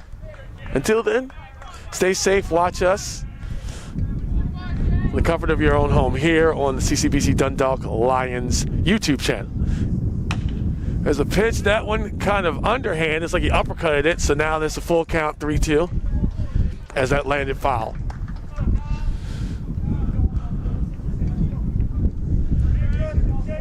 Watch out for that curveball again here. He likes throwing that curveball on 3-2. And look, if he makes a mistake and leaves it up in the zone way too long, we might see a few more runs come around. Could be out there. Here it is. That's low. That blues out. And it gets. Oh, it looks like it's going to get right to his glove. And that's going to send Sean Sinclair home. Wow. Amazing. That went from a guaranteed out to a run. An amazing run, right? Yeah, like amazing out, amazing run. Got to make a decision on that one. So the Lions are still going to be up there. Skeens is up now as the batting order is reset. Yeah, and he was just going for a fastball strike right down the middle. He wasn't doing anything fancy right there. He was just trying to get the out. He threw the right pitch. Yeah. Just the play didn't happen. Right, just like once it got on the field, that's where things kind of went bad. Looks like it was too much of a sure thing. That can be a thing. Yeah, he was just too confident in the fact that he was going to catch that. Well, now we got men on first and third, 2 out, it's a 75 lead. Did I say 75? That's funny. Well, it kind of came out like that. It's a 7-5 lead for Dundalk. Yeah. They'll take 75. They'll take that. It's a 75 lead. It's the old 75 lead game. Right here at the bottom of the 5th. 2-0 pitch. Ooh. Oh! He catches snatches that directly out of the air, and we're going to go ahead and switch sides. But hey, the Lions were able to add to their tally, extend that lead a little bit, but now it's time for Essex to see if they can come back up and do something about that. So Deacon Storr and Jimmy Flame, we're going to be right back with more baseball action.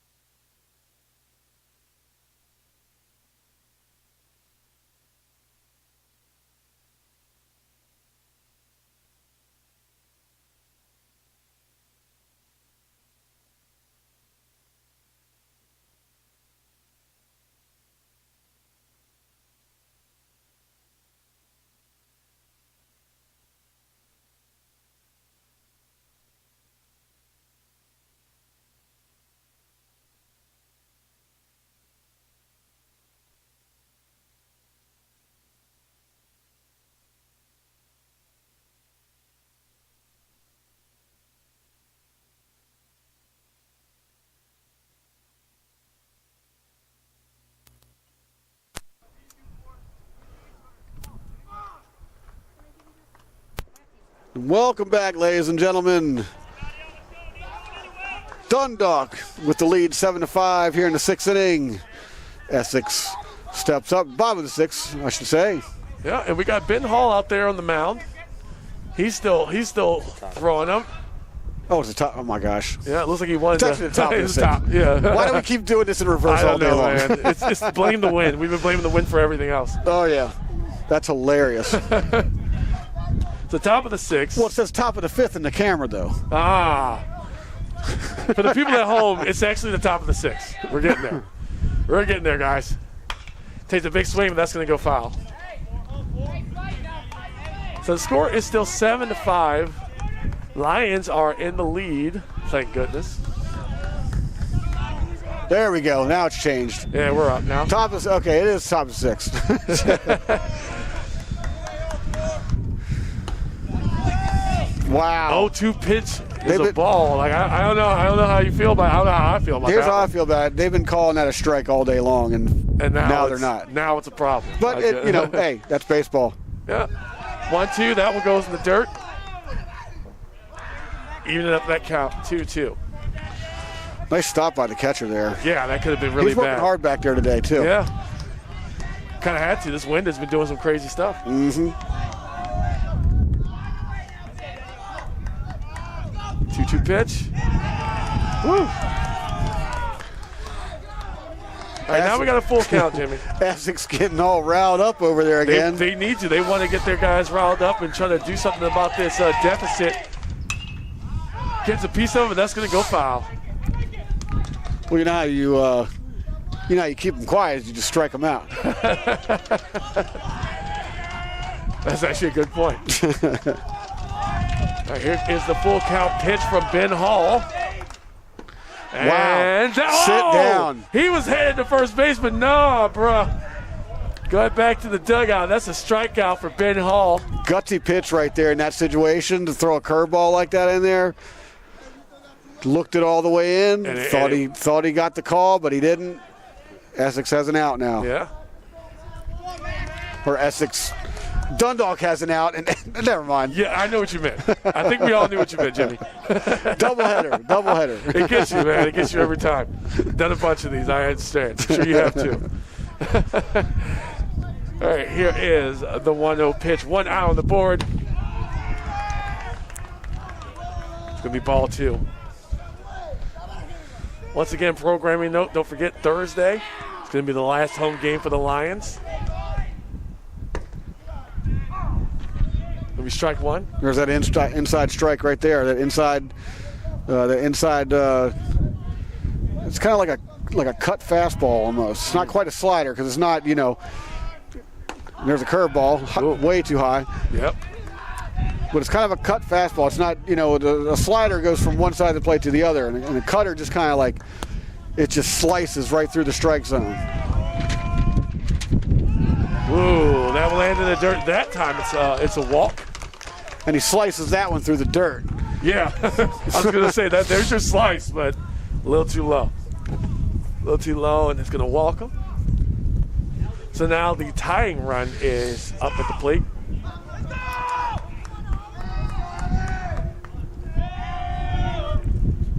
Here is the pitch.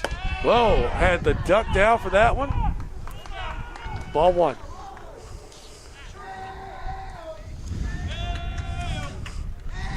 Trying to get the Deo chant going. Hey, they're trying to get everyone pumped up over there. They're trying to get anything going that they can. I mean, down from 7-5, top of the 6th.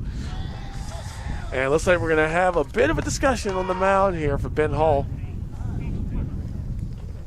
Yeah, they were warming up somebody over there earlier. So it might be almost time to pull that string. Well, Ben Hall has been doing a great job so far. Oh, for sure, yeah. He's only given up 8 hits, 5 runs, but thankfully the offense on the Lions side has also been able to keep up with Essex. Oh yeah, the aggressive base run has really paid off in dividends today, as you can see. With Dundalk leading 7-5, and that's what they're contending with right now. And then they had a noisy bench that they're dealing with. Yep. But maybe this meeting's, bringing it back down a little bit. And Alvin Corella looks that one in.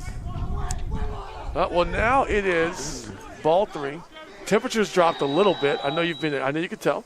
And that's going to be ball 4. So now, looks like the Knights are facing a similar situation that the Lions were in the last inning. We might see a pitch and change here. This might be the one, but just kind of waiting for it before we call it, and that's looked like what's happening. So once they bring out the guy and we see what's happening. All right. So they are making a pitching change, and we are going to be right back as the pitchers warm up. We'll figure out who it is, and we'll let you guys know. That's right. We'll let you in on the details as soon as we come back. Once we come back. Deacon Store, Jimmy Flame. We'll be right back.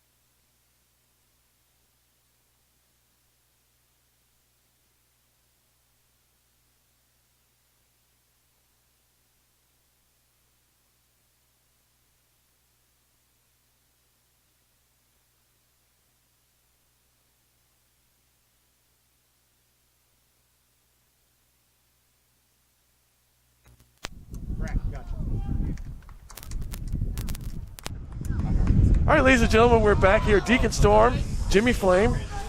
Pitching change is complete. That's going to be Jake Brack on the mound for the Lions now as he replaces Ben Hall. Ben Hall did a pretty spectacular job. Oh, that's going to be a foul.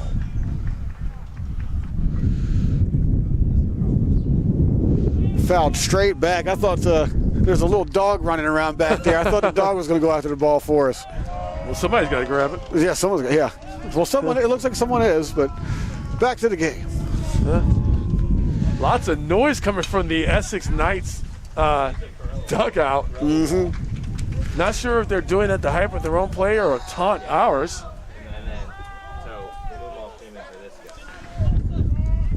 Yeah, they've certainly been a chatty dugout pretty much throughout both of these games during this doubleheader. And one of the more chatty I've ever seen. But here we go with the 0-2 pitch from Jake Brack, looking to strike him out. Oh, he had him. He had him leaning. That was a really good lead. He most certainly would have made it to third base. We almost had him trapped. If he flicks it back there to second.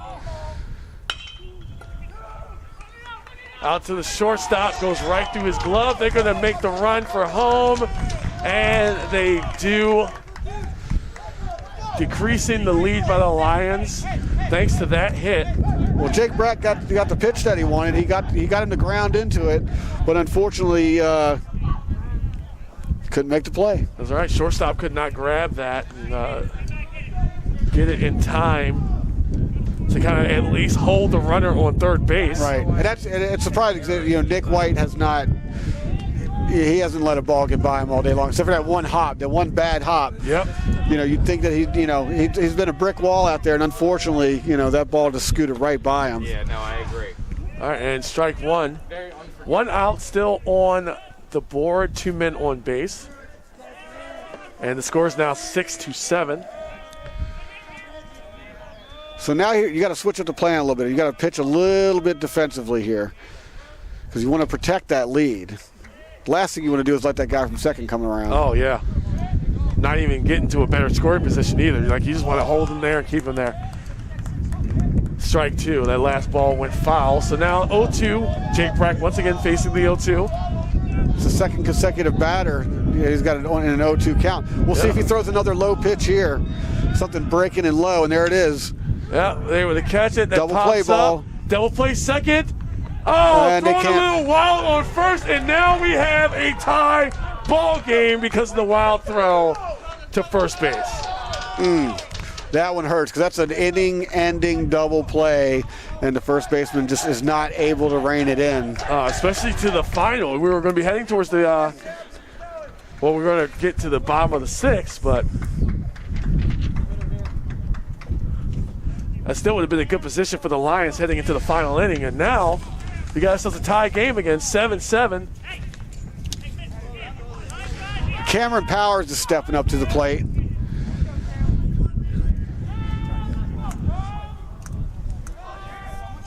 It's the second 0-2 batter to get away from Jake Brack.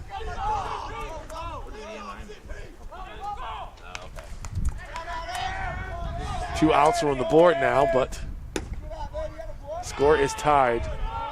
Lions, however, they are going to have a chance to break that tie in the next inning, next half inning. The curveball just hung in there a little too high. It's a dangerous pitch, too. The hanging curveball, it's a dangerous pitch. He's got to get that down. Strike one.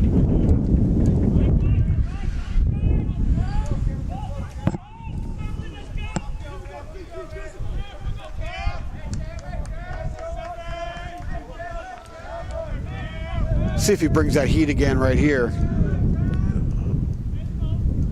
Oh, he goes curveball. It's that high curveball. He's keeping it up. He's got to get that thing to come down, I'm telling you. Yeah, he tried to get that to drop right in the strike zone, but unfortunately he hung up a little bit too long, which has been the story today, especially with the weather.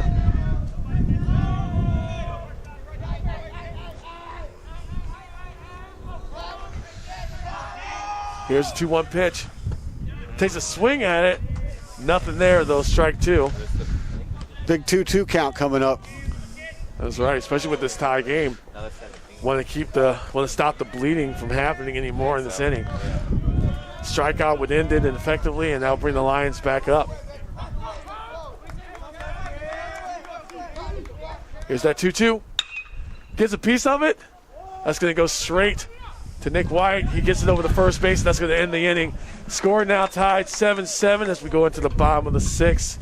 And we'll see if the Lions can rally and get back in the lead. Deacon Storm, Jimmy Flame. We'll be right back.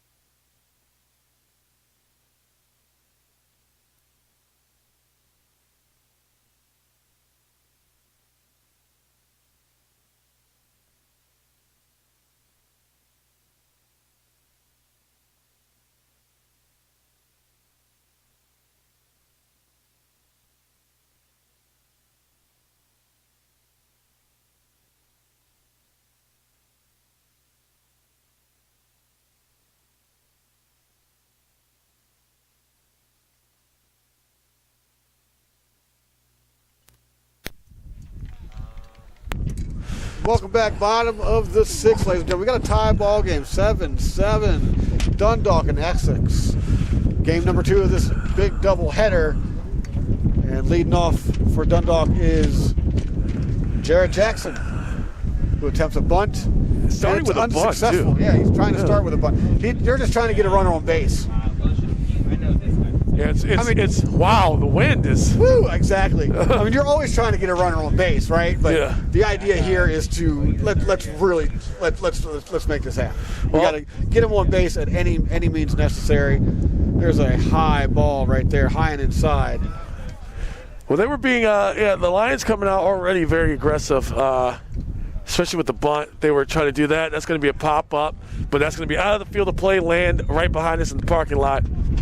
That ball just cut right there on the inside. Made that little cut, kind of that two-seam type cut right at the last second, right on the fist. And we got us a 1-2 pitch that's coming. Gets a piece of it. Same thing. Oh, it's like he swung himself almost out of his shoes there. Right. Still went foul, so count stays the same. Jared Jackson, of course, getting on base for him, that would be amazing for the Lions, as he has 3 stolen bases on the day, and he would definitely make a difference out there, but he just has to get there.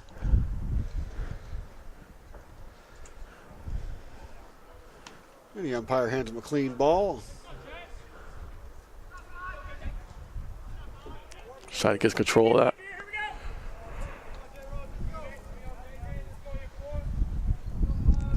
And here again is the 1-2 pitch. A little high for ball 2. Don't forget, next game this Thursday against Anne Arundel Community College, last home game of the season. You can see that right here.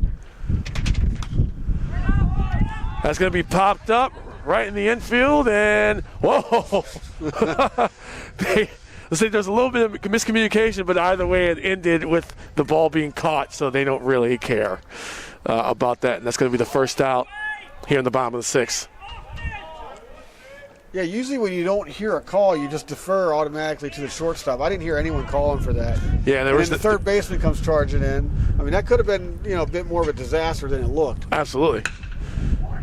Nice grounder out to the shortstop, so you can get that over the first. And he does, foot on the bag, so that's going to be an out for out number 2 here in the bottom of the 6th. Score still tied, 7-7. Lions unable to get anyone on base out there.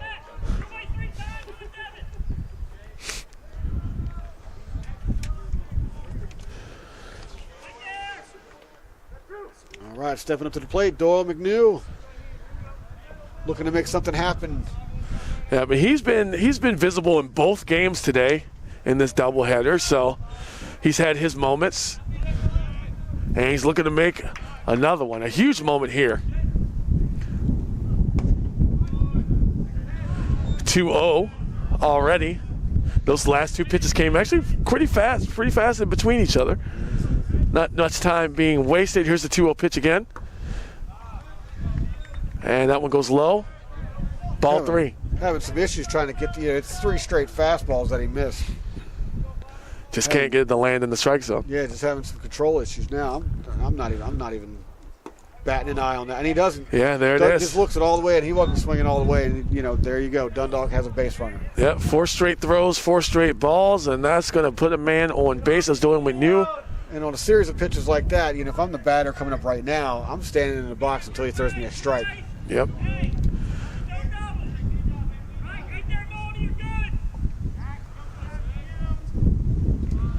Essex adjusts their defense a little bit. Just shifted them over. Backed up just a little bit. Uh-huh.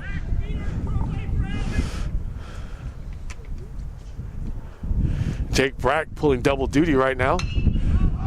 Big hit, pops it up over the left field. Looks like it may not make it too far, though.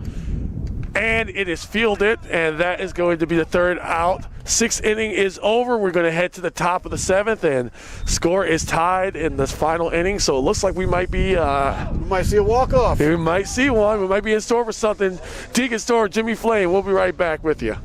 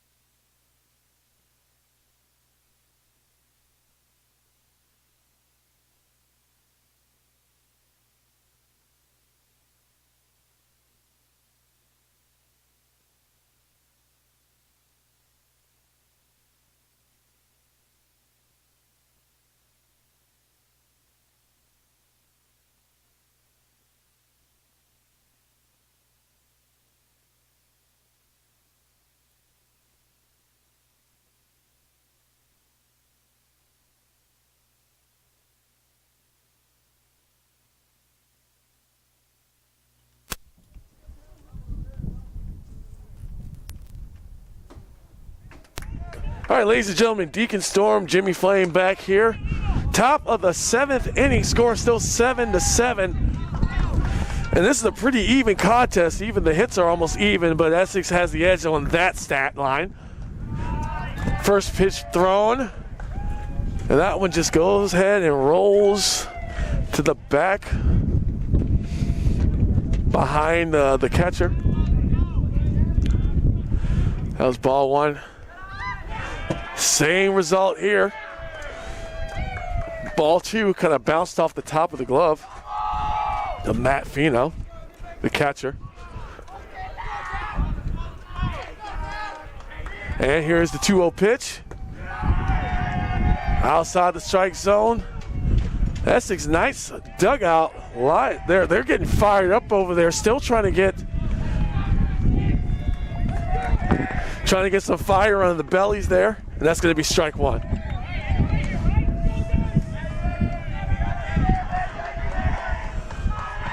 There's the Essex dugout again. Yep, I was just talking about them. And they go ahead and launch that out center field. Lands right in front of the center field. There's nothing you can do about that. I mean, yeah. He just laced it.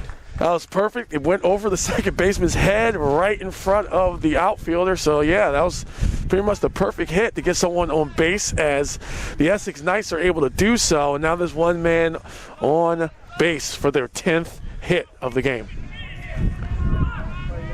I wouldn't be surprised to see a hit and run here with as aggressive as Essex has been. Yep. And considering, like, they're in this situation, this is their last at bat. There it is. They just wanted. Oh, he's unable to get the ball up in time.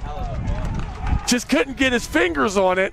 He squared that bunt up real nice. I mean, He kept the bat at about a 45-degree angle, which is where you want it. You bunt at that angle. I mean, the ball's going to the ground, and he just laid it right there along the third baseline. Nothing the third baseman could do. No, that was quite the slow roll. And once he got his hands on it, he could have possibly had a chance to get the base runner out on first, but he just could not grab it. He couldn't get his hands on it. And the Knights are fired up. Or it looks like they were going to do another. Yeah, I was just about to say, expect it again. I mean, Essex is going to play aggressive here. They want to get that run across the plate. They're confident in their pitcher to hold them in the bottom of the 7th. All they need is that one run. All right, and they should be confident about what's going on right now because they have 2 men on base with no outs. It's like he thought about it again, but that's going to go ahead and be ball 2. And the Knights, I mean, all of this hooting and hollering over there, they got to be doing it to get in the heads of the Lions. Yeah, 2 balls, no strikes. Expect a fastball right down the middle right here. There it is. You called it. There's the bunt, but that one goes foul as it did not go to the right of the third baseline. Yeah, I'd throw the same exact pitch again. Come up a little bit higher. You've got his eye. You've raised his eye level. He's clearly bunting. I mean, they got the sack bunt on. Well, I mean, they have enough room with 0 outs to make as many sacrifices as they want to try to get that lead. Well, I'd try to get him to pop one up right here. Nice high fastball. Here it is. It was a fastball, but it was outside. Yeah, and that's going to make it a 3-1 count. Yeah, he's not pleased. Jake Brock is not pleased with that call. He thought he had it. I thought he had it too. From our angle, but ultimately it's the umpire that gets the call. If we're calling the game, it's a different story, right? Yeah. Especially because we're, 20 feet back from home plate? Right. There it is. Goes for that fastball. bunt, and it does not go fair. It goes foul. Yeah, fortunately for Dundalk, it does go foul. You got a 3-2 count. You're forcing him into a swing situation here. It's 3-2. He's got no choice. He's going to have to throw the heat. He's going to have to just go down the middle and trust his stuff right here to get this out. Well, if that's the case, that looks like what needs to happen. I mean, the best case scenario for the Lions right now is a double play. Yeah, nothing fancy. If I'm the catcher, I'm saying, give me everything you got right down the middle. Mm-hmm. Trust your stuff. Here it comes. 3-2 pitch. There it is. Go for the bunt. Wow. Oh, wow. That's an out. Wow. Surprisingly, he tries a bunt there. Not surprisingly, because as aggressive as Essex has been today. Mm-hmm. But at any rate, I mean, that's a surprising call right there. I'm a little flummoxed on that one. Yeah. But fortunately for Dundalk, it does result in an out. Yeah. And they needed that. More than anything, they needed that. The Lions needed that. I mean, as a baseball player, I was glad to see that he didn't let up on him. He just fired a fastball right down the middle and let the batter make a mistake there for the out. And he did. He did. Now we're resetting. We still have 2 men on first and second. That's the pitch. Ball 1. And he's got some zip on that fastball too. I mean, I would just keep calling him. Nothing fancy here. I tell him just throw it right down the middle. He's going to go break. He's going to go with a breaking pitch right here. Watch. See if you're right, Jimmy. And that's close. That's close, but unfortunately it goes wild, and the base runners advance and get into scoring position, which is the last thing the Lions wanted. Yeah, he just overthrew that curveball right there. Whew. And the Essex Knights dugout, probably one of the loudest I've ever seen. It makes it feel like there's an actual crowd out here, but it's just the guys that want to play. It's the ball players. It's the ball players, that's it, and they are loud. Sometimes you got to make your own noise. Oh, yeah. All right, now after that wild pitch, here comes the 2-0. Gets a piece of it, bounces to third base, tries to catch him home. He's got him stranded. There's a lot going on here. He's stuck. Don't throw it. He is stuck. I'm not sure what's going on. Why do they keep trying to throw it? Run him all the way back to third. Just trying to catch him. Run him all the way to third. He's out. And I don't know why they did that in the first place. They got him. I'm sure it's a little scary what was going on there for me. Well, the runner on second ran to third. He's held up the back. He can't go back. I mean, right. Then you got the runner on second, so he's stuck at third. Why they were throwing it back and forth, I'll never understand that. I'm not sure what that was. Like I said, I don't know why they didn't just run him down. He should have just ran him all the way back to third, because one of those guys are out. Yep. And I heard someone yell, "Throw it to second," which would have probably caught him out. No. That would have been a very bad call there. Yeah. You're not getting the ball back in on time. Very, because you knew they would have tried to throw it home after that, and I don't think that was where you wanted to go with that. Thankfully, no one went that far. It threw it all the way out to second.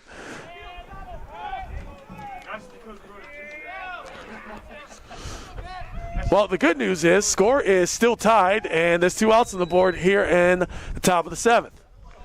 So if the Lions are able to hold on, they're going to get in that spot, that position where they could possibly end this with a walk-off.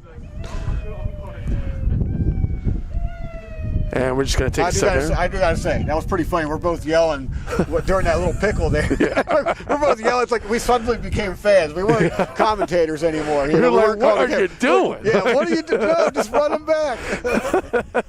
It happens, though. It's the passion of the game. I mean, we wouldn't be doing this if we didn't care. You know? Right, exactly. Right. Care about the teams, the players, the sport itself, love of the sport, you got to have it. Oh, yeah. You got to have it.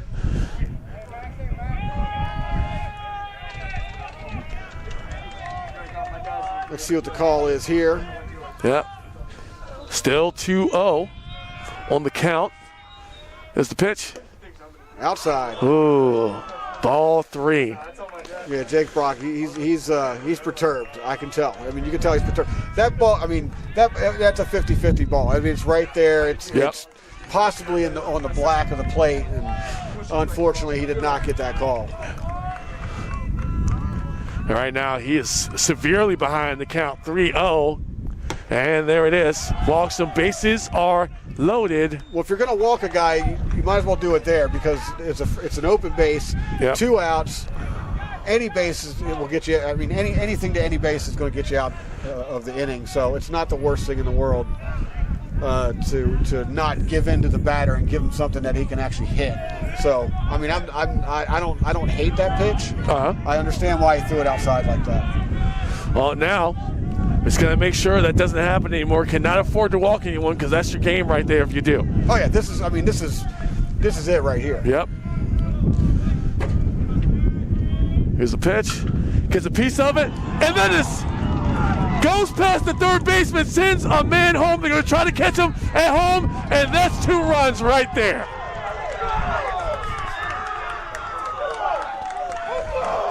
Picking up 2 RBIs on his way.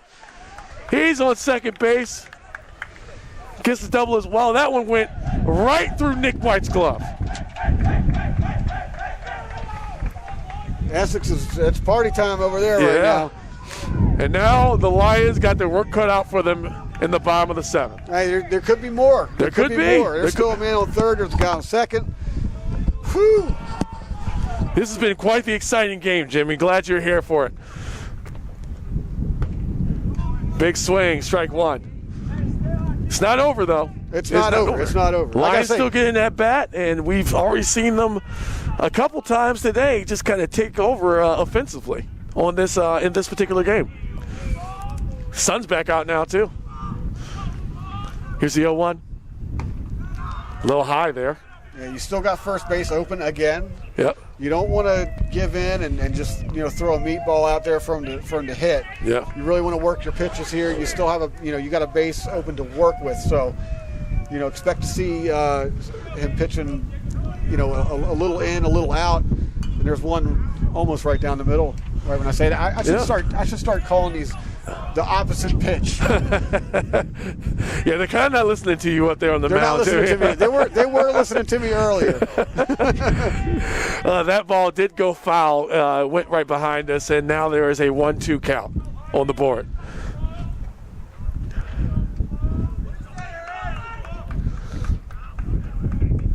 Still 2 men on base. There's the pitch. And that is it. Caught him looking, and that was needed and necessary for the Lions. Scored now 7-9. Essex Knights have 9, and we are at the bottom of the 7th, which is the final inning. Deacon Storr and Jimmy Flame will be right back with the action.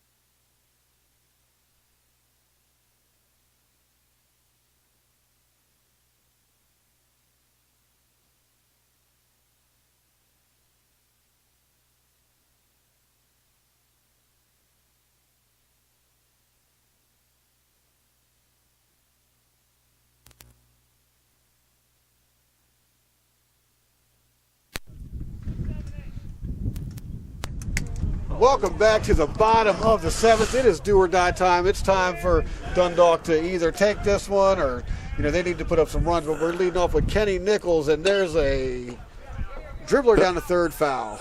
Yeah, that's going to go foul. And, this is, like you said, make or break, because if the Lions don't pick up a win here, then they got to win 4 games in a row. They got to win 4 games in a row if they want to make the postseason. So it would behoove them to score some runs. Yes. As they say. Yes. And right now they are in a 2-run deficit, with that score being 9-7. That one goes right at the third baseline. See if they can get over to the first baseman in time. And he does. Catches it off the back foot. Yeah, third baseman there made a really nice stop. Did you see how the ball hopped on him? Yeah. And he actually just watched it right to his glove. He didn't panic. He didn't try to run to the ball. He waited for it to come to him. Made a nice soft throw over to third for the out. And good timing on that, because those balls have not been going as fast as they normally would, thanks to the field being kind of damp. So it's sounds a good play out there at third base. Big cut. Yeah. Big cut, big swing, big miss, strike 1. He was trying to go into that deficit with one swing. Yeah. He wanted to field that one all the way out there. The high fastball on the inside there. That's for ball 1. It's for ball 1. Here's the 1-1 pitch. Ball 2.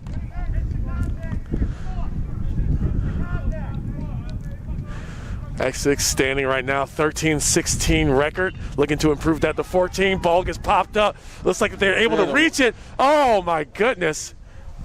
Oh, he takes a dive into those rocks over there. Somebody, check his knees. Wow. Yeah, there's some concrete there, and he was running to see if he could try to catch it. Ran out of grass, and the terrain switch kind of threw off his running, and he did fall over there. Looks like he is okay. Picked up his glove, and he's going to head back over. Yeah, fortunately, he is okay. I mean, he easily could have injured himself on that play. Right. I mean, when you're looking up at the sky at an inanimate object flying your way, you kind of pay attention to what you're running to. Well, you're also dealing with the wind, of course, that we've been talking about all day long. Oh, yeah, absolutely. Coming in out of the northwest, 15 miles an hour. That's going to be ball 3, and that's going to make this a full count. Full count. I don't expect him to let up one here. I mean, Essex wants to shut this out and take away both of these games. Look for a fastball. There it is. And he got caught swinging, and that's it. Retire the side, and now there is 1 out left in this game.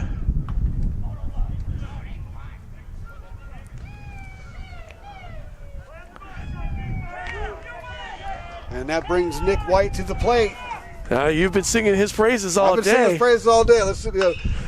And a big pop-up, first pitch, first swing, and dropped it. Oh. But he did make it to first base.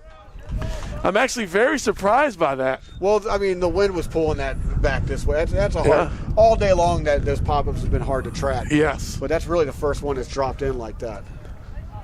Right by the pitcher's mound as well. Either way, he made the call, just like you said earlier. He called it.